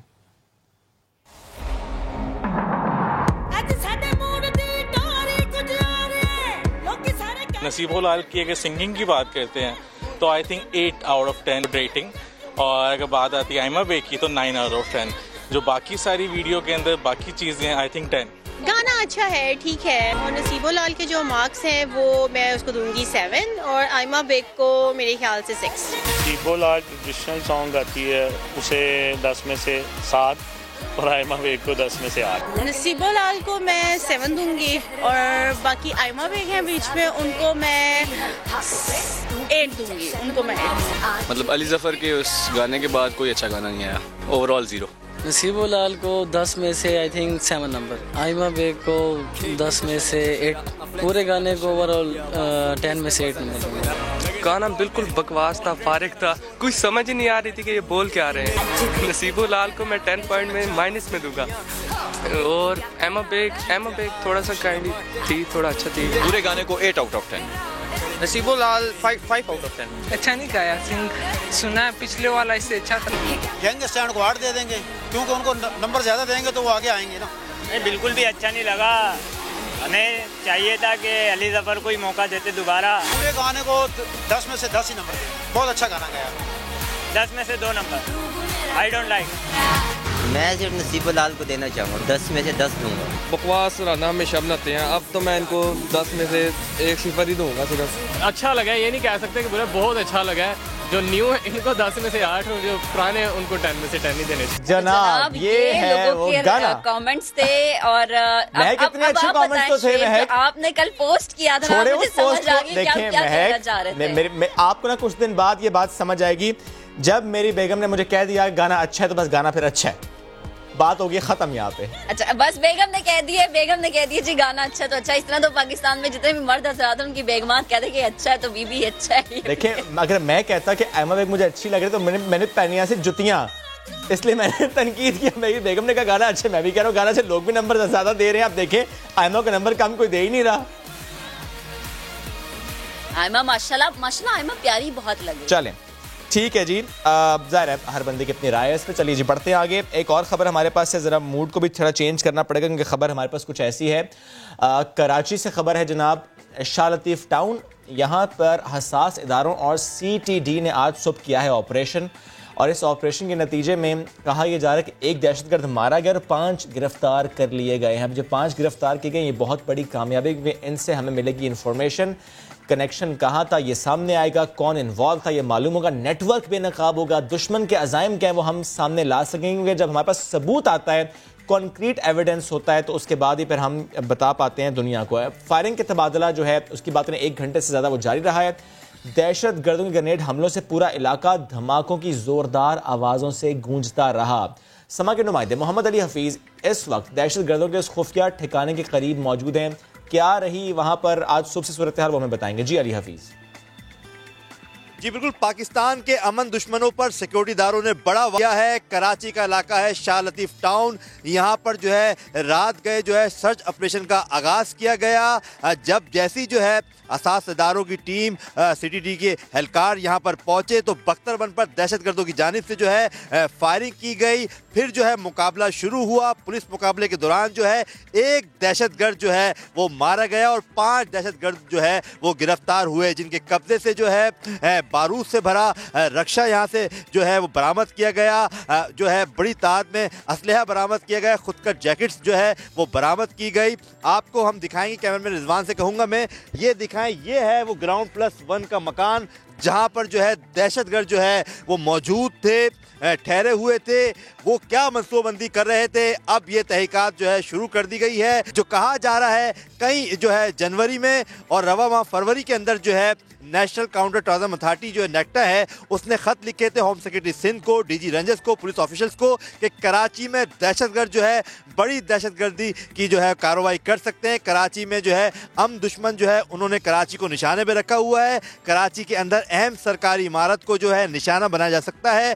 दहशतगर्द की कार्रवाई में जो है सरकार जो है गाड़ी का इस्तेमाल हो सकता है। अब देखना ये है ये जो दहशतगर्द ग्रुप पकड़ा गया है इससे जब तहकीकात होगी तो अहम तरीन इंकशाफात जो है वो हो सकते हैं कि दहशतगर्द जो है कहाँ से आए, कब से यहाँ पर क़याम कर रहे थे और उनकी जो है क्या मनसूबबंदी थी, क्या वो प्लानिंग कर रहे थे, क्या वो टारगेट करना चाहते थे। तमाम चीज़ जो है तहकीकात में सामने आएगी। लेकिन अहम बात यह है कि सिक्योरिटी इदारों ने जो है कामयाब तरीन कार्रवाई की है। कराची के इलाके शाह लतीफ़ टाउन में 5 दहशतगर्द जो है वो गिरफ्तार हुए, एक दहशतगर्द मारा गया। कराची के शहरियों के लिए भी जो है आज जो है अच्छी खबर यही है कि 5 दहशतगर्द जो है वो गिरफ्तार हो गए हैं, उनसे जो है असला भी बरामद कर लिया गया है। शुक्रिया अली हफीज, आपने अपडेट किया। ब्रेक लेते हैं, वापस आएंगे थोड़ी सी देर में। Stay with us.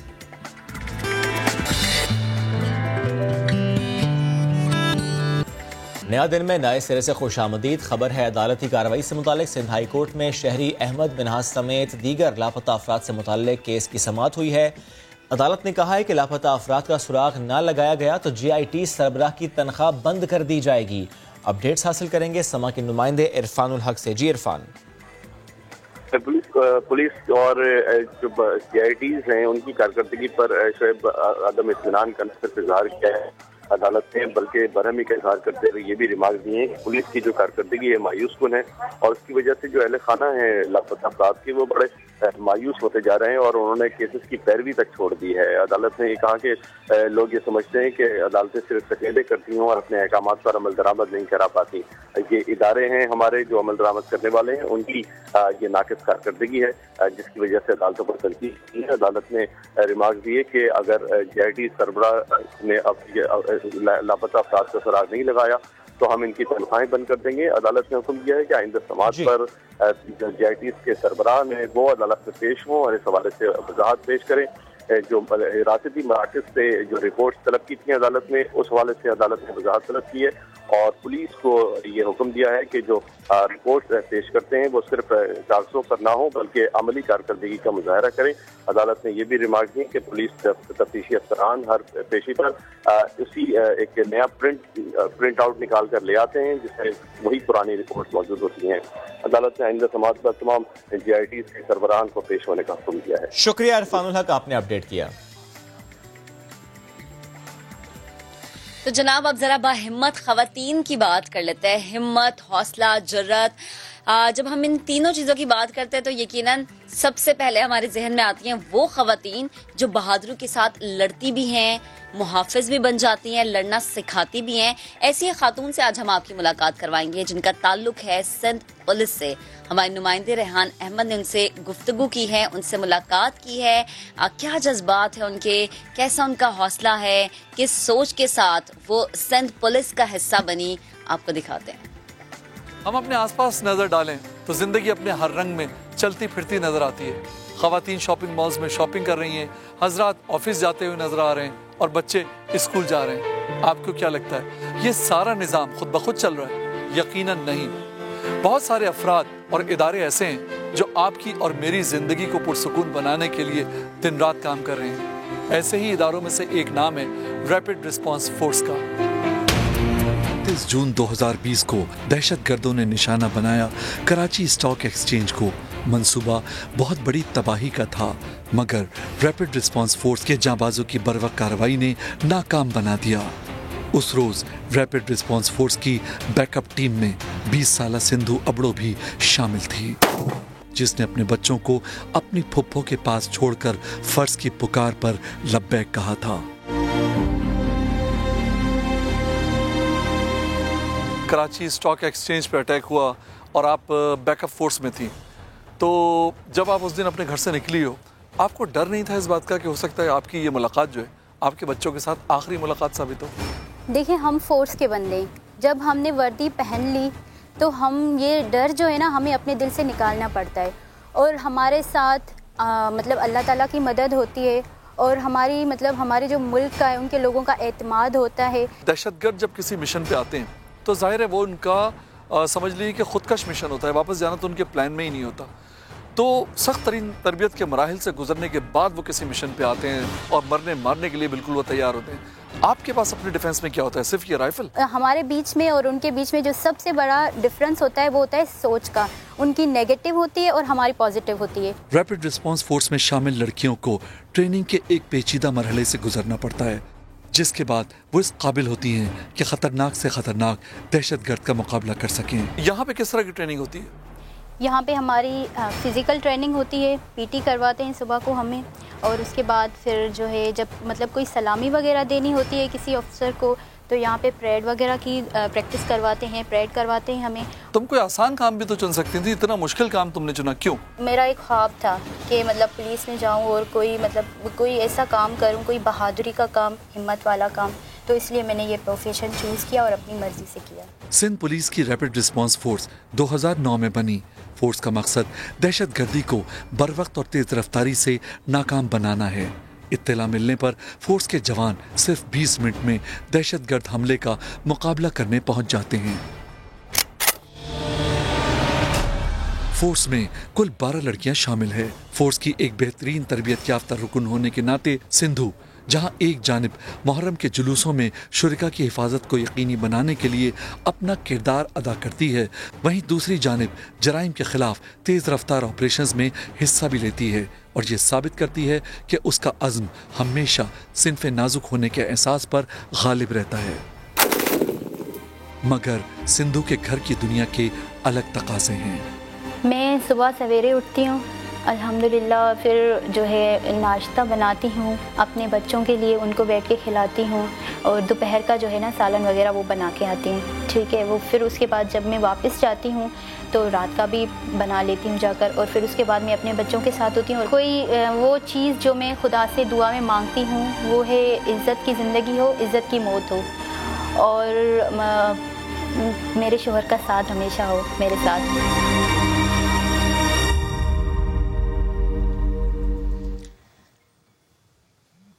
जबरदस्त हिम्मत है इनकी और जबरदस्त इनका हौसला है। बहुत सारी खवातीन के लिए मिसाल है और हम अपने प्रोग्राम में ऐसी खवातीन को सिर्फ इसलिए सामने लेकर आते हैं कि पाकिस्तान में मौजूद दीगर खवातीन उनको भी हौसला और उनको भी हिम्मत मिले। आगे बढ़ते हैं, जरा सियासी नाश्ते की बात करते हैं। एक अहम सवाल है कि क्या बरतानवी अदालत ने शहबाज शरीफ के हक में फैसला सुना दिया, क्योंकि नून लीग रिएक्शन तो ऐसा ही दे रही है, बड़ा जश्न मनाया जा रहा है, बहुत ज्यादा बयानबाजी हो रही है। जनाब, नून लीग का दावा यही है, नून लीग की जानिब से कहा जा रहा है कि बरतानवी अदालत ने तहरीक इंसाफ के मुंह पर तमाचा मार दिया है और ये भी कि डेली मेल के वकील ने ये तस्लीम किया है कि जनाब कोई शवाहिद नहीं मिले। खबर सामने आने के बाद मरियम औरंगजेब ने जबरदस्त तरीके के साथ गुफ्तगू की है। जरा पहले वो सुनवा देते हैं, फिर इस पे डिस्कशन करते हैं।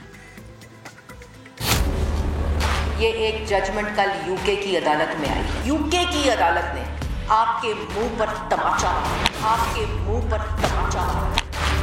मिर्चें शहजाद अकबर को क्यों लग रही है? वो इसलिए हो रही है क्योंकि तमाम रेफरेंस मटेरियल जो स्टोरी के अंदर जाहिर किया गया है डेविड रोज ने, उसमें लिखा है कि मुझे शहजाद अकबर ने दिए। कोर्ट के अंदर जज साहब ने कहा कि जो आपने ये इल्जामात लगाए हैं उसके ऊपर आपके पास कोई सबूत है? डेली मेल का अपना वकील कहता है कि कोई एविडेंस नहीं, ये अजम्पशंस पे बेस्ड आर्टिकल था। शहजाद अकबर साहब अवाम का हाथ होगा और आपका गरेबान होगा और ये वक्त दूर नहीं। शहजाद अकबर साहब यहाँ अरशद मलिक नहीं बैठा था यूके की हाई कोर्ट। शहजाद अकबर जो फ्रंट मैन है इमरान खान का, चाहे वो आटा, चीनी, बिजली या वो ब्रॉडशीट के अंदर कमीशन। शहजाद अकबर साहब आप खुद रंगे हाथों पकड़े गए हैं। झूठे प्लांटेड स्टोरी जो है ये इनकी हैसियत कचरे के डब्बे और डस्टबिन्स में फेंकने वाली, और आवाम भी इसी तरह इनको डस्टबिन्स में फेंकेगी। इमरान साहब के लिए एक और पैगाम है, उल्टा भी लटक जाएं इमरान साहब, उल्टा भी लटक जाएं तो गैस, बिजली, दवाई, आटा, चीनी, चोरी 23 फॉरेन फंडिंग अकाउंट्स में एनआरओ नहीं है। ये तो मरियम औरंगजेब साहिबा थी जिनकी गुफ्तगू, जिनका अंदाज़ बयां और जिनका कॉन्फिडेंस लेवल बड़ा उरूज पे था। लेकिन दूसरी जानिब शहजाद अकबर साहब भी जरा हल्के नहीं आ रहे हैं। उन्होंने भी भरपूर अंदाज में ये कहा है कि जिस शहबाज शरीफ के हक में फैसला देना बहुत दूर की बात है। और इस दफा शहजाद अकबर साहब ने फिर से वही बात दोहराई है जो उन्होंने पहले भी बारहा दोहरा दी है। वो कह रहे हैं जी इस दफा लग रहा है कि फिर से नून लीग को समझ नहीं आई है और वक्त से पहले वो मिठाइयां फिर से तकसीम करें। जरा शहजाद अकबर की भी गुफ्तगू आपको सुनवाते हैं। जैसे पनामा के केस में मिठाइयाँ बांट के खा भी ली थी, तो इसी तरह से इस केस में भी उन्होंने कुछ ऐसी ही हरकत और सकनात की। केस जीत गए वो तो दूर की बात है, अभी उनको लेने के देने पड़ रहे हैं। इस केस की जो सबसे पहली स्टेज थी वो थी इसकी एक मीनिंग हेयरिंग रखी गई। जज ने भी सिर्फ आर्टिकल पढ़ा और उसने कहा कि आम आदमी ने जब ये आर्टिकल पढ़ा तो उसने ये तासुर लिया कि शहबाज शरीफ और इनका खानदान मनी लॉन्ड्रिंग में मुलव्वस है। ये केस अब ट्रायल की तरफ जाएगा जहां पे डेली मेल को अपने शवाहिद पेश करने का कहा जाएगा। अब मुझे समझ नहीं आता कि ये इतना ज्यादा गुस्सा क्यों है डेली मेल के ऊपर, मरियम साहिबा को भी और शहबाज शरीफ के खानदान वादे को। चाचू ने मनी लॉन्ड्रिंग की है, इस मुल्क का बच्चा बच्चा जानता है। अब ये जाके लंदन से उसके ऊपर मोहर लगवा के आ जाएंगे। उन्होंने तो डेली मेल वालों को सू किया, हम लोग तभी भी देखते रह गए, शायद हमें करते तो हम इस बहाने जाके इनको लंदन में बड़ा करारा जवाब देते। हमें बड़ी शर्मिंदगी है कि चाचू चोर है। चाचू ने मनी लॉन्ड्रिंग की है, लेकिन अगर आपने की है तो आपको भुगतना पड़ेगा। उसी वजह से अभी आप अपना ट्रायल भुगत रहे हैं। तो जनाब शहजाद अकबर का बयान अलग है, मरियम औरंगजेब का बयान अलग है और वो दोनों यही कह रहे हैं कि जनाब मरियम औरंगजेब कह रही है कि हमारे हक में फैसला, लेकिन शहजाद अकबर ये कह रहे हैं कि अभी तो फैसला आया ही नहीं है, तो वो कैसे कह सकते हैं। इसी पर बात करने के लिए पाकिस्तान तहरीक इंसाफ के रहनुमा फैयाजुल हसन चौहान साहब ने हमें ज्वाइन किया है। उनसे इस मामले पर बात कर लेते हैं और साथ ही साथ सीनियर एनालिस्ट अदनान आदिल साहब भी हमारे साथ मौजूद होंगे। फैयाज साहब कहिएगा, नून लीग ये दावा करिए कि डेली मेल की स्टोरी में वजीर आजम इमरान खान का दफ्तर इस्तेमाल हुआ है, सहूलतकार वजीर आजम इमरान खान और शहजाद अकबर साहब है। ये बहुत बड़ा इल्जाम है। आपको क्या लगता है कि नून लीग जो है वो सिर्फ फेस सेविंग के लिए ऐसे बयान दे रही है या कोई और वजह इसके पसे पर्दा? बात यह है कि झूठ बोलने में इनका कॉन्फिडेंस बड़ा ज़बरदस्त होता है। इनके लीडर सुल्तान मफरूरुद्दीन उर्तुगुल नवाज शरीफ साहब का भी कॉन्फिडेंस आपने देखा जब उन्होंने असम्बली के फ्लोर पे कहा था पनामा के इशू पे कि जनाब हजूर ये है ज़राए। उसके बाद सारी अदालतें और पूरी पाकिस्तानी कौम और मीडिया पूछता रहा जनाबे वाला किधर है ज़राए, तो वो ज़राए नहीं थे। और कॉन्फिडेंस बेगम सफदर अवान का भी बड़ा ज़बरदस्त था कि उन्होंने इंटरनेशनल और नेशनल मीडिया के अंदर कहा मेरी लंदन तो क्या पाकिस्तान में भी कोई जायदादें नहीं हैं। फिर जायदादों की लंबी फहरिस्त जनाब सुप्रीम कोर्ट में इनका वकील पेश कर रहा था। कॉन्फिडेंस तो आपके शहबाज शरीफ साहब का भी बड़ा ज़बरदस्त था। वो कहते थे कि मैं एक गरीब किसान का बेटा हूँ। और नवाज शरीफ साहब का कॉन्फिडेंस भी बड़ा ज़बरदस्त था। वो कहते थे कि मैं तो जद्दी पुश्ती लैंडलॉर्ड और अरबपति हूँ। कॉन्फिडेंस जो है वो इसी तरीके से बेगम सफदर अवान का बड़ा ज़बरदस्त था कि उन्होंने वर्ल्ड बैंक की एक रिपोर्ट के जो इनके अपने 2017 और 2016 के ऊपर इनके दौरे इक़्तिदार की थी उसको जनाब ट्वीट करके PTI और इमरान खान साहब की जनाब गोशमाली कर दी थी। कॉन्फिडेंस हमेशा नून लीग की क़यादत का ज़बरदस्त होता है झूठ बोलने में, फ़रेब करने में, फ्रॉड करने में, धोखा देने में। और कॉन्फिडेंस आपको उस वक्त भी नज़र आया था जब पनामा का पहला डिसीजन आया था तो ख्वाजा साद रफ़ीक साहब और आपके इसी तरीके से दानियाल अजीज़ साहब और ये सारे लोग जनाब दोनों हाथ उठा के और एक पाँव उठा के लुड़ियाँ डालते हुए बाहर आए थे। लेकिन रात को जब फैसले का जनाब वो कतरी सफारत खाने में गया और अरबी तर्जमा होके आया था कि दा फैसला तुन हाजा फैसला तुन शदीदुन जुल्मुन अजीमुन छित्रुन कसीरुन, तो उसके बाद इनको समझ आई कि भाई फैसला थोड़ा सा मुख्तलिफ है। तो मेरा कहने का मकसद ये है इनका कॉन्फिडेंस पे ना जाए। कॉन्फिडेंस इनका चोर बाजारी में, टकेमारी में, पैदागिरी में, मनी लॉन्ड्रिंग में, अखरबा परवरी में, लूटमार में बड़ा ज़बरदस्त है। और इसी तरह से झूठ और फरेब और फ्रॉड करने में भी और धोखाधही में भी इनका कॉन्फिडेंस बड़ा ज़बरदस्त होता है। तो इस वजह से बेगम सफदर अवा का और उनकी किराए की तर्जमान बेगम मरियम औरंगजेब साहिबा के कॉन्फिडेंस का तस्करा ना करें आप, उनकी अमल और उनकी करतूत देखें वो क्या है। ठीक है फैयाज साहब हमारे साथ मौजूद है। दानियाल साहब आप कहिएगा जो ये कहा जा रहा है कि सहूलतकार वजीर आजम इमरान खान ने शहजाद अकबर है, नून लीग जो दावा करी है अगर ये साबित हो जाता है तो एहतसाब के अमल पर तो बहुत बड़ा सवाली निशान है। जैसे कि मरियम नवाज भी कह रही है कि एहतसाब के रट ये लोग लगा रहे हैं और अब इनका यौम एहतसाब अपना रहा है, तो आप क्या कहेंगे? देखिए जो फैसला है लंदन हाई कोर्ट का वो इब्तदाई समात का है। उन्होंने कहा है कि अगर ये इल्जामात साबित ना हों तो फिर ये हद के इज्जत बनती है, क्योंकि इल्जामात बहुत संगीन हैं। 3 इल्जामात उस स्टोरी में लगाए गए थे। एक ये कि करप्शन की शहबाज शरीफ साहब ने, दूसरे ये कि उन्होंने मनी लॉन्ड्रिंग की करप्शन के पैसे से, और तीसरे ये कि उनके दामाद अली इमरान ने जो बरतानवी तरक्याती इदारा डिफिड है उसकी दी गई इमदाद से रकम खुर्द-बुर्द की।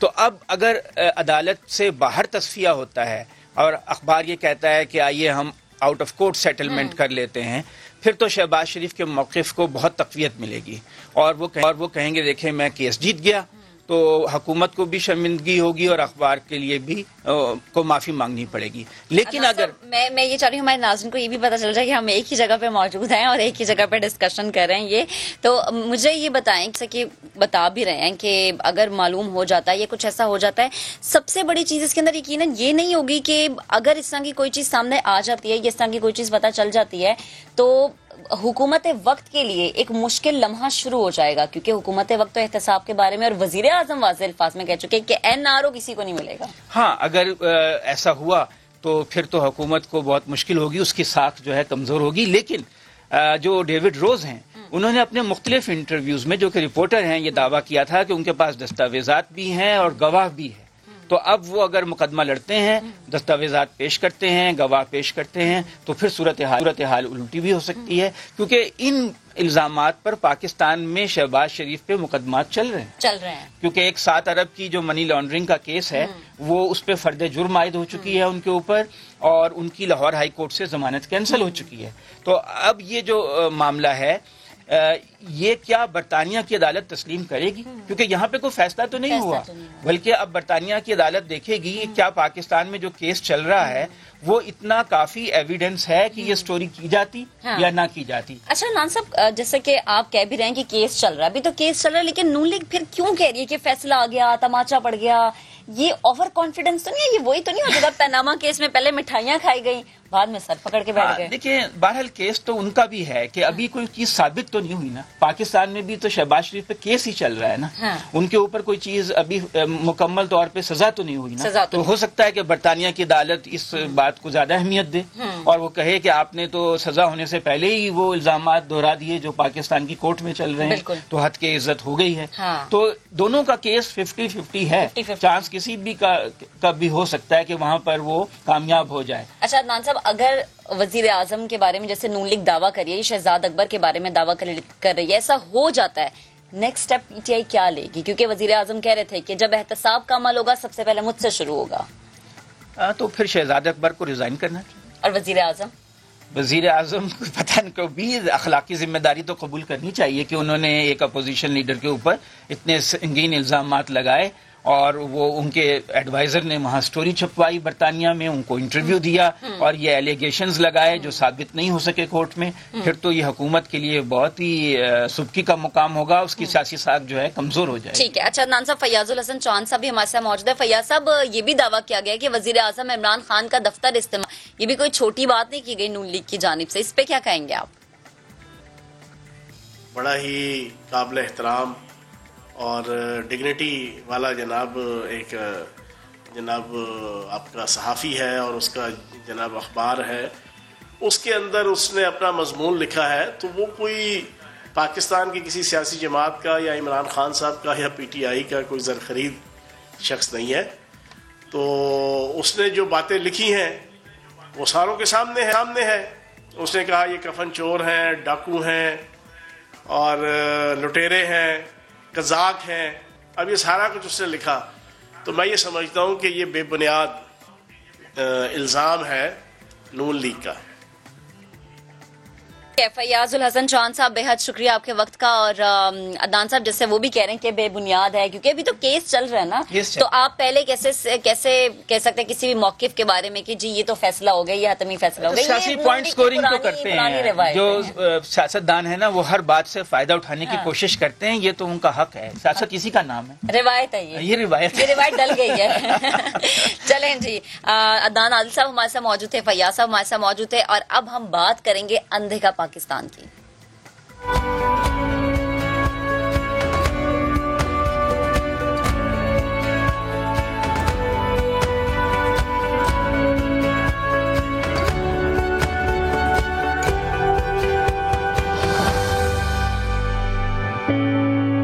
आज के इस सेगमेंट में ना ही आपकी हम किसी से कहना चाहिए कि स्टोरी सुनाएंगे, ना ही कोई सैर कराएंगे, लेकिन एक ऐसे बच्चे से आपकी मुलाकात कराएंगे कि बहुत ताकतवर बच्चा है। मस्तूंग से इनका ताल्लुक है, इतना ताकतवर कि अच्छे इनके आगे पानी भरते हैं।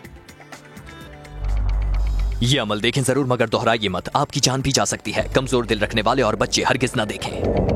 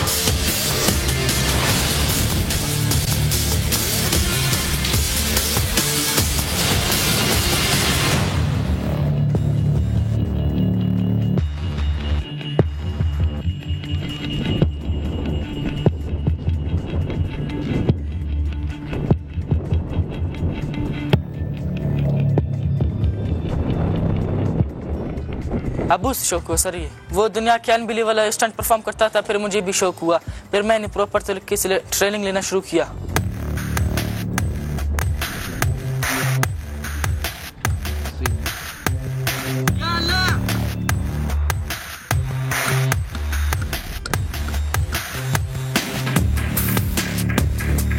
मेरा ये रिक्वेस्ट है कि आर्मी चीफ और इमरान खान से मिलूं और पाकिस्तान का नाम पूरी दुनिया में रोशन करूं।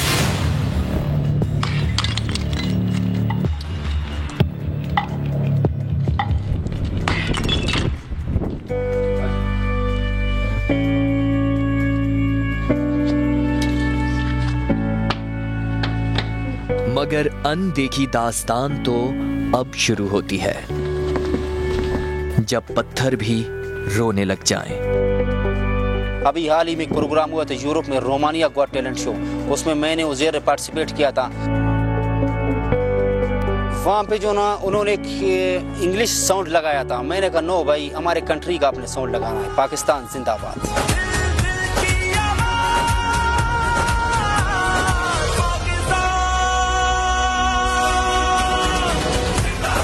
ये साउंड जब उन्होंने लगा लिया, मैंने अपने जो न सर से गाड़ी गुजारा था,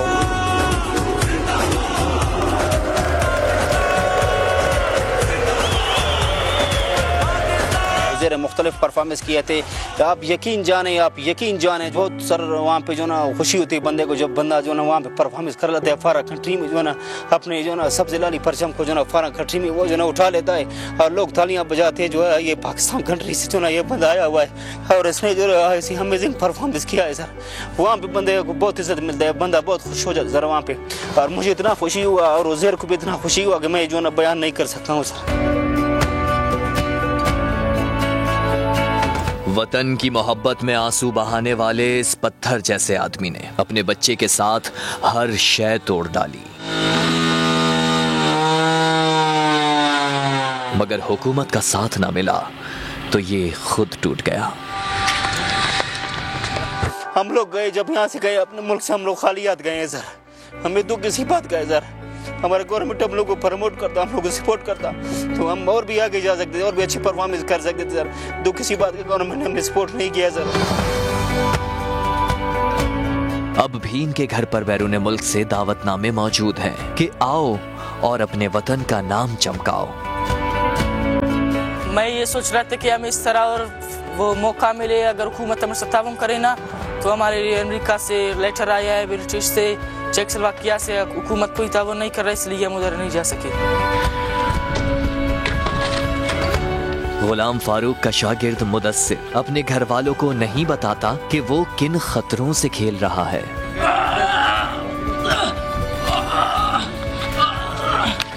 ये वीडियो हम लोग मैं नहीं देखा था उसको, उसका दिल बहुत क्योंकि नरम है, माँ बाप का दिल बहुत नरम होता है।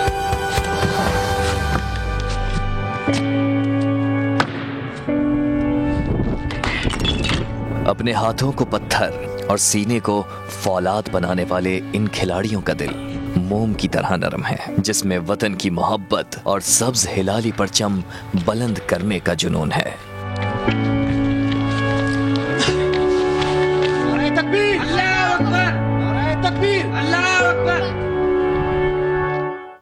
रिपोर्ट देखकर रोंगटे खड़े हो गए। किस कदर ये मजबूत बच्चा, किस कदर ये ताकतवर बच्चा, ये टैलेंट है पाकिस्तान का, ये टैलेंट है बलूचिस्तान का।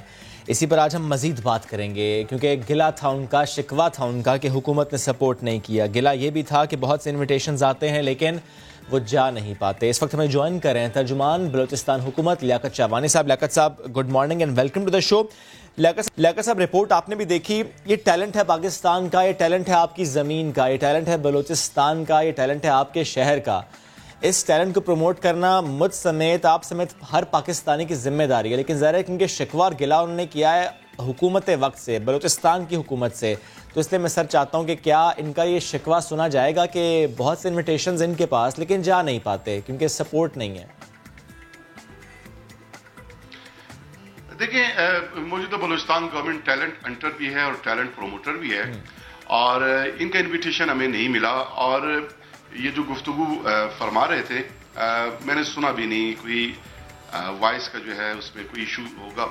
अच्छा। लेकिन ये है कि इससे कबल भी बलूचिस्तान में जहां जहां हमने टैलेंट देखा, बलूचिस्तान गवर्नमेंट वज़ीर आला बलूचिस्तान जाम कमाल साहब ने खुद उसका नोटिस भी लिया और ऐसे तमाम प्लेयर्स को वो चीफ मिनिस्टर सेक्रेटरी मधु भी करते रहे। हमारे वसीम बॉक्सर जब इंटरनेशनल टूर्नामेंट से वो क्वेटा तशरीफ लाए तो सीएम साहब के डायरेक्शन पे मैं हमारे वज़रा साहिबान हम एयरपोर्ट पहुंचे और रैली की शक्ल में उसका इस्तकबाल करते हुए उसको घर तक पहुंचाया। इसी तरह उसको कैश प्राइज दिए।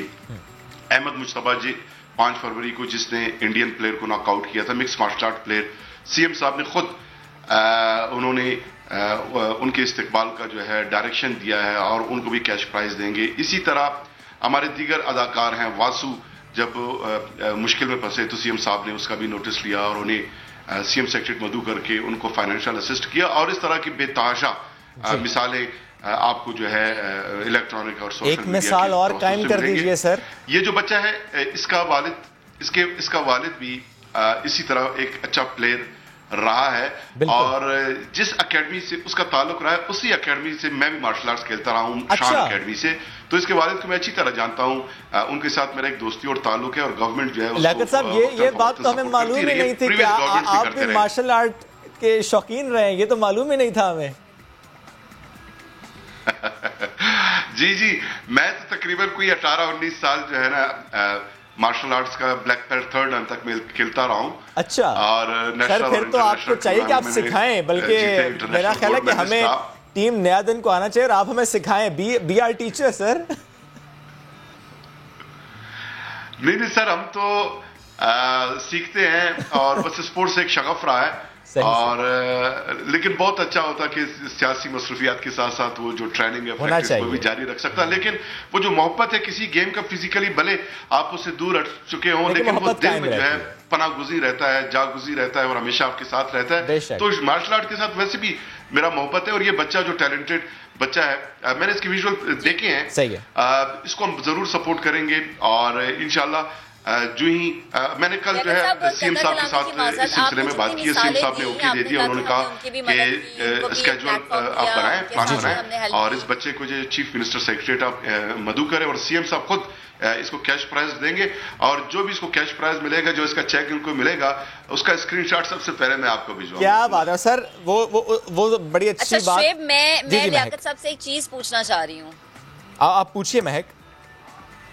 लियाकत साहब अगर आप मुझे सुन पा रहे हैं तो प्लीज मुझे ये एक चीज जरा मेरी रहनुमाई कर दीजिएगा कि जब चीजें मंजर आम पर आती हैं हम तभी क्यों उनके लिए खड़े होते हैं, हम पहले से ऐसा निजाम क्यों नहीं बना लेते?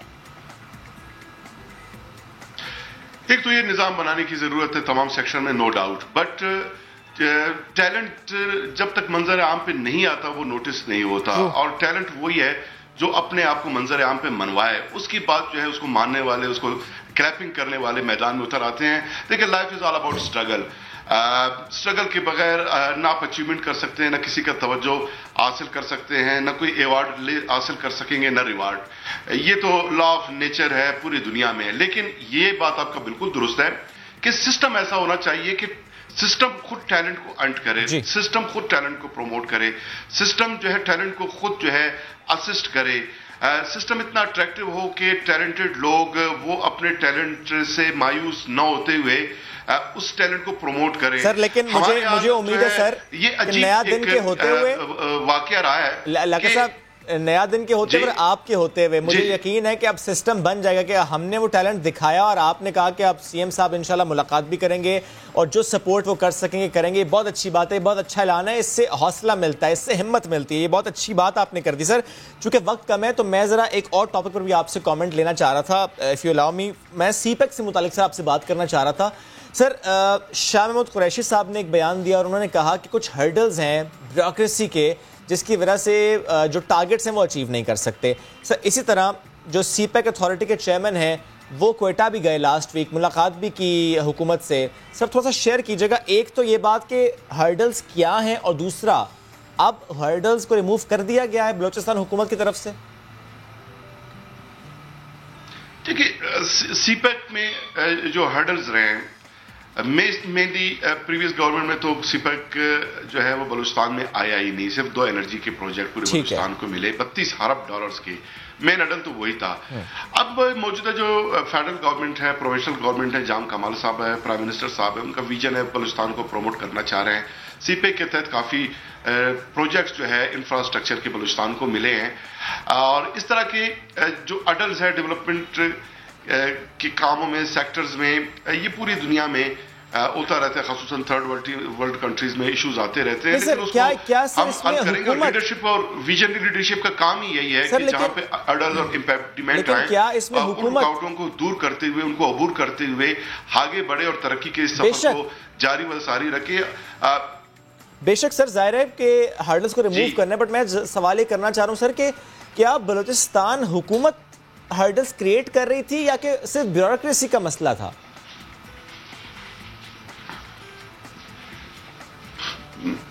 नहीं, बलूचिस्तान गवर्नमेंट कोई मेरे ख्याल में अडल बिल्कुल हमने क्रिएट नहीं किया। ठीक है, अडल हमने दूर की। अभी एक्ने की मीटिंग्स में भी जो हमारे प्रोजेक्ट अप्रूव हुए, हमने उसको सपोर्ट किया है। और अभी जो बलूचिस्तान की जो सदर्न डिस्ट्रिक्ट है, उसके लिए जो 600 बिलियन रुपीस का पैकेज है, उसमें 119 ऐसे प्रोजेक्ट्स हैं जिनके 26 PC1 PC2 जो है बलूचिस्तान गवर्नमेंट ऑलरेडी वो हमने तैयार करके दे दिए हैं। बलूचिस्तान गवर्नमेंट तो ये चाहती है कि काम आगे बढ़े और बिल्कुल ठीक है सर, लेकिन अगर आप शेयर कर सकें, ऐसे अडल्ट नहीं है इंशाल्लाह। बिल्कुल ठीक है, अल्लाह करे सर हर्डल्स आए ना, अल्लाह करे कोई हर्डल ना आए और जो आए वो आप आराम से उसे अबूर कर लें। लेकिन सर अगर आप शेयर कर सकें, चेयरमैन सीपेक अथॉरिटी जो क्वेटा गए थे, बलूचिस्तान हुकूमत से इन हर्डल्स से मुताल्लिक बात की थी, वो क्या पॉइंटर्स थे जिन पर उनके तहफ़्फ़ुज़ात थे या फिर जो पॉइंटर्स डिस्कस हुए?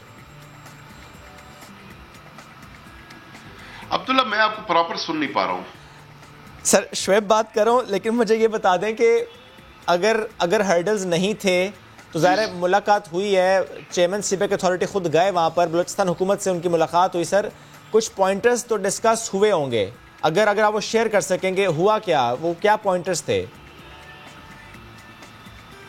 जी सॉरी शुएब साहब, नाम मैंने That's perfectly fine, गलत लिया। I'm okay. जी देखिए शुएब साहब, उसमें कोई एक तो थोड़े बहुत जो है लॉ एंड ऑर्डर की सूरत हाल आपके सामने है बलूचिस्तान में। लॉ एंड ऑर्डर के कुछ इश्यूज हैं, खसूसन जो है कोस्टल बेल्ट है, मकरान डिवीजन, ये कुछ इश्यूज हैं। और बाज़ जगह जो है देखिए ब्यूरोक्रेटिक जो रेड टेपिज्म है, ये एक इशू पूरे मुल्क में रहा है।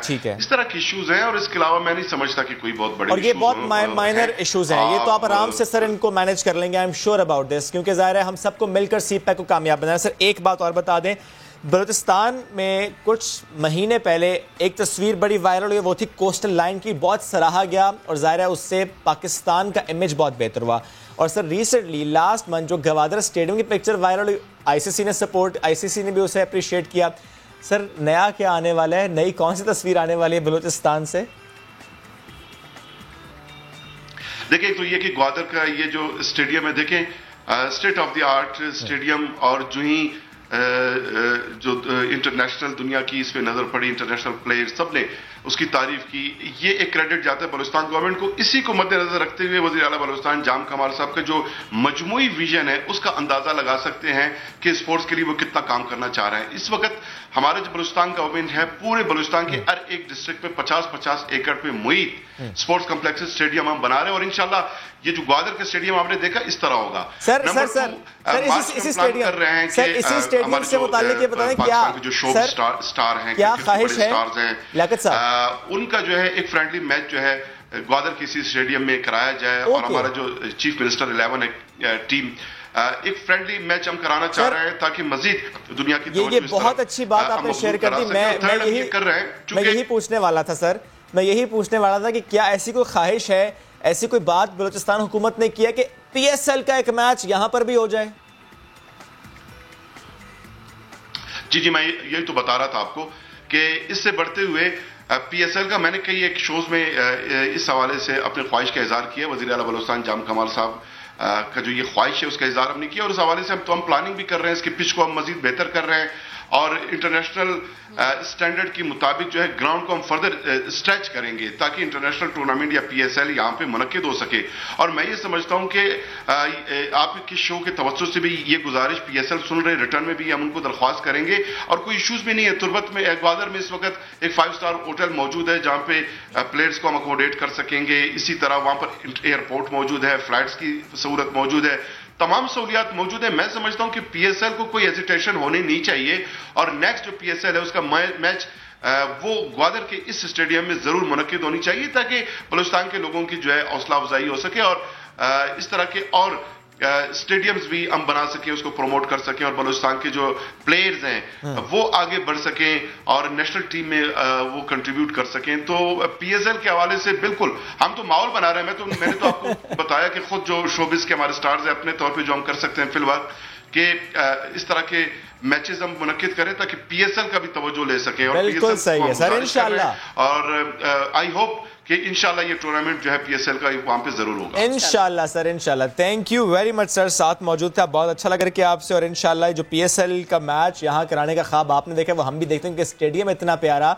टीम इतनी अच्छी है हमारी क्वेटा ग्लैडिएटर्स, तो why not match of PSL in that stadium. Thank you very much sir. एक छोटी सी ब्रेक लेनी, जब ब्रेक से वापस आएंगे तो फिर सियासी नाश्ता रह गया था थोड़ा सा अधूरा, यानी एक और कोर्स है उसका वापस कराएंगे ब्रेक के बाद।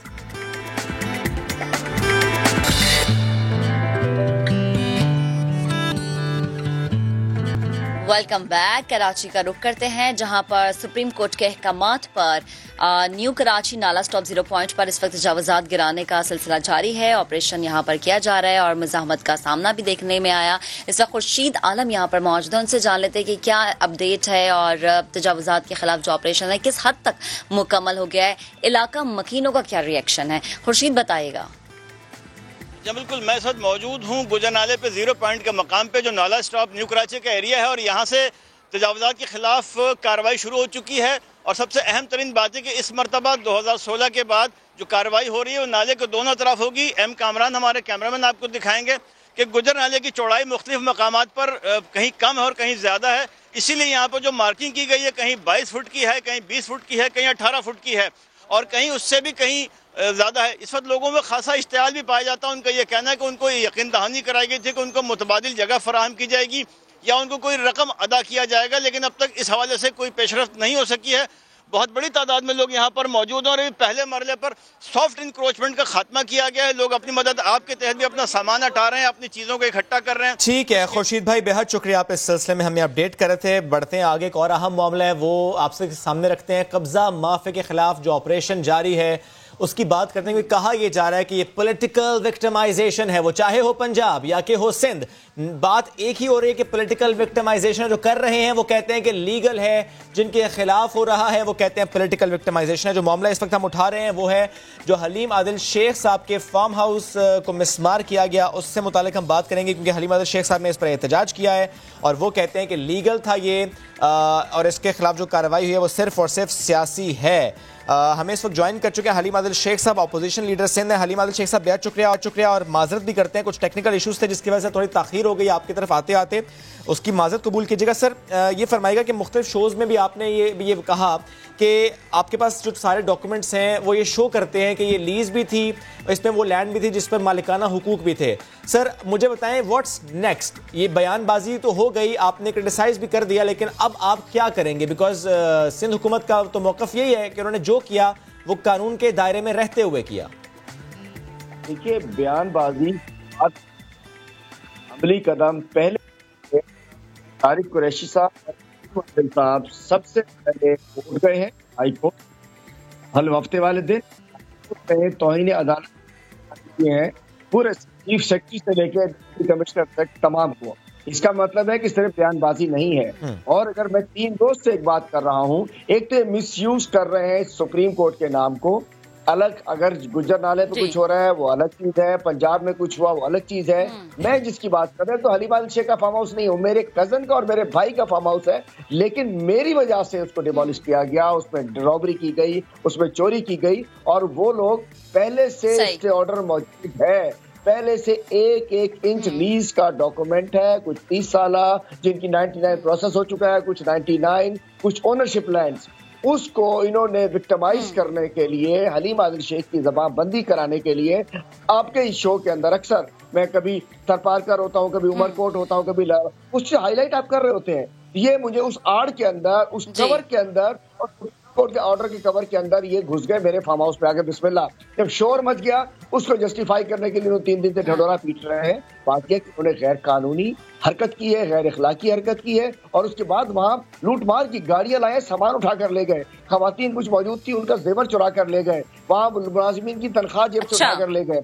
और मैं एक चीज आपको बताता चलूं कि जो DSP वहाँ भिजवाया इन्होंने, उसका क्रिमिनल रिकॉर्ड मौजूद है। इंशाल्लाह मैं आज की प्रेस कॉन्फ्रेंस के अंदर बताऊंगा। जो मैं कह रहा था कि इन्होंने पीपल पार्टी के डाकू भेजे, तो आज मैं साबित करूंगा विद देयर क्रिमिनल रिकॉर्ड कि वो खुद कत्ल में, अगवा में, डकैतियों में मुलविस एक बरतरफ शुदा पुलिस अफसर को इन्होंने बहाल कराया गैर कानूनी कामों के लिए। वो DSP था जो ब्लू आइड है, और इसमें ऑपरेशन में मैं कहता हूँ ना कि इन्होंने डाकू भिजवाए, खालिद शहनशाह के भाई को भी भेजा हुआ है सादे कपड़ों के अंदर। तो मैं समझता हूँ ये लोग, ये मुझसे मुराद अली शाह और बिलाल जरदारी वहां पहुंच चुके हैं कि ये मेरे साथ मुमताज भुट्टो वाला का काम कर सकते हैं, जस्टिस निजाम वाला काम कर सकते हैं, आलम बलोच वाला काम कर सकते हैं। ये मुझे इस हद तक ये गिर जाते हैं जो अपने भाई को ना छोड़े। मुराद अली शाह का बाप अब्दुल्ला शाह चीफ मिनिस्टर था जब मुर्तजा भुट्टो साहब को कत्ल कराया गया, उस वक्त बेनजीर भुट्टो साहिबा थी, और किसने कराया? आज उस सारी हरारकी को उन्होंने गर्म कर दिया। चूंकि I am the only one जो कि सिर्फ उनको एक्सपोज करता है जाकर, और आज से तो नहीं है मेरा ये चले हलीम साहब, ये तो मामला हो गया ना। आप कह रहे हैं कि ये सियासी इंतकाम लिया जा रहा है, लेकिन नासिर हुसैन शाह इस पे ये कह रहे हैं कि अगर पंजाब में ये काम होता है तो जायज है, लेकिन अगर सिंध में किया जाता है तो नाजायज है। PTI इसको सियासी इंतकाम कह देती है। देखिए बात यह है कि पंजाब और सिंध का फर्क है मेरे केस में और खोखरों के फर्क में। अली मूसा गिलानी का ट्वीट जो कह रहा है कि जी हमने खोखरों का बदला हलीम आदिल से ले लिया और कोई हुक्म साढ़े वास्ते, ये ट्वीट इनका माइंडसेट बता रहा है।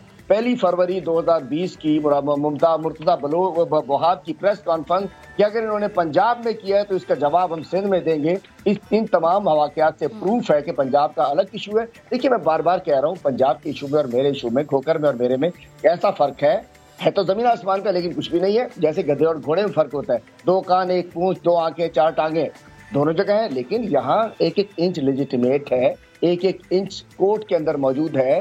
कोर्ट के स्टे ऑर्डर्स पहले से मौजूद है, आज के नहीं। 2007 से 99 का प्रोसेस कंप्लीट हो चुका है, 2011 से अप्रूवल हो चुके हैं। उसको लेकर मतलब आज अचानक हलीम आदिल शेख अपोजिशन लीडर बन गया तो आज हलीम आदिल शेख में कांटे निकल आए। 3 साल से ये मेरी लड़ाई इनसे उस दिन शुरू हुई थी जब ओमनी और जरदारी के खिलाफ मैंने लड़का है। 3 जनवरी 2018 को हैदराबाद से कराची मैंने मार्च किया था, जिसके ऊपर तशद्दुद कराया था इन्होंने मुझ पर, जिस पे गिरफ्तार किया था, वहां से लड़ाई शुरू।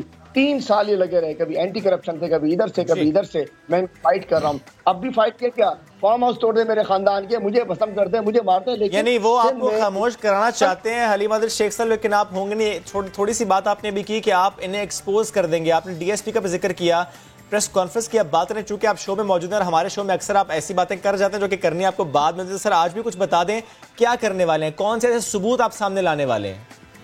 देखिए जी, एक तो बताना चाहता हूँ कि ये जो ये DSP मुमताज मक्सी, ये उसकी तस्वीर चली आज आपको समाओ के दे। ये मुमताज मक्सी DSP, उसकी मैं वीडियो भी आपको शो के देता हूँ।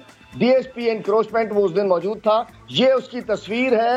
ये क्रिमिनल मतलब खुद ये वांटेड था। सुप्रीम कोर्ट ने इसमें कार चोरी में, डकैती में, सच्चल थाने में और एंटी कार लिफ्टिंग से आपने मेरी प्रेस कॉन्फ्रेंस मरवा दिया आपने। लेकिन मैं चलिए बात कर रहा हूँ कि इन्होंने एंटी कार लिफ्टिंग में, डकैती में, सच्चल थाने में ये डाकू और खालिद शहनशाह का भाई भी बगैर वर्दी के उस दिन वहां मौजूद है। और बड़ी तादाद में सिविल कपड़ों के अंदर डाकू टाइप के लोग थे जो पीछे से आ रहे थे। तो मेरा सबूत हो गया, ये मुमताज मक्सी जो डिसमिस फ्रॉम सर्विस था फ्रॉम सुप्रीम कोर्ट, इसको बहाल किया और इसको चुनकर मेरे खिलाफ भिजवाया गया। ये देखिए मुमताज मक्सी है, ये DSP अपने आप को कह रहा है, ये इसका सीए रिकॉर्ड मौजूद है, एक नहीं है, बहुत सारी FIRs के अंदर ये इन लोगों से, गवर्नमेंट क्रिमिनल से। और जो तारिक धारे जो नहीं है, डायरेक्टर एंटी इंक्रोचमेंट, उसका भाई जफर धारे जो वो रेलवे की SSP जैकबाबाद था, रेलवे की 30-40 किलोमीटर पटड़ी उसने बेची थी, लाहौर के बिलालगंज में बेच रहा था,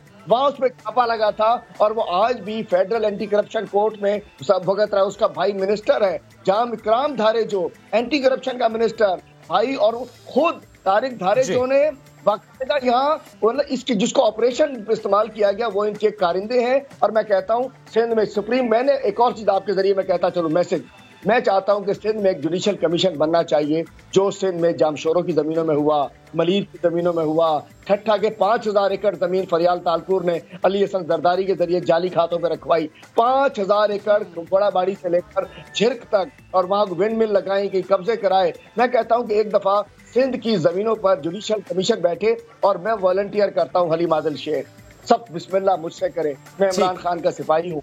यानी आप कहते हैं क्रॉस द बोर्ड अकाउंटेबिलिटी हो और आप कहते हैं तहकीकात होनी चाहिए। बहुत शुक्रिया हलीम आदिल शेख साहब, साथ मौजूद थे आप और आप एक्सपोज करेंगे कुछ चीजें आपने हमारे शो के जरिए बताई हैं। डेफिनेटली प्रेस कॉन्फ्रेंस में आप मजीद भी इससे मुतालिक बात करेंगे। वक्त बहुत कम था। अदनान आदिल साहब आपसे भी माजरत करते हैं, यूं तो इस टॉपिक पर आपसे भी हमने मजीद बात करनी थी लेकिन चूंकि वक्त हो गया खत्म। अपना बहुत सा ख्याल रखिए। महक आपको पिलाएंगे भी चाय।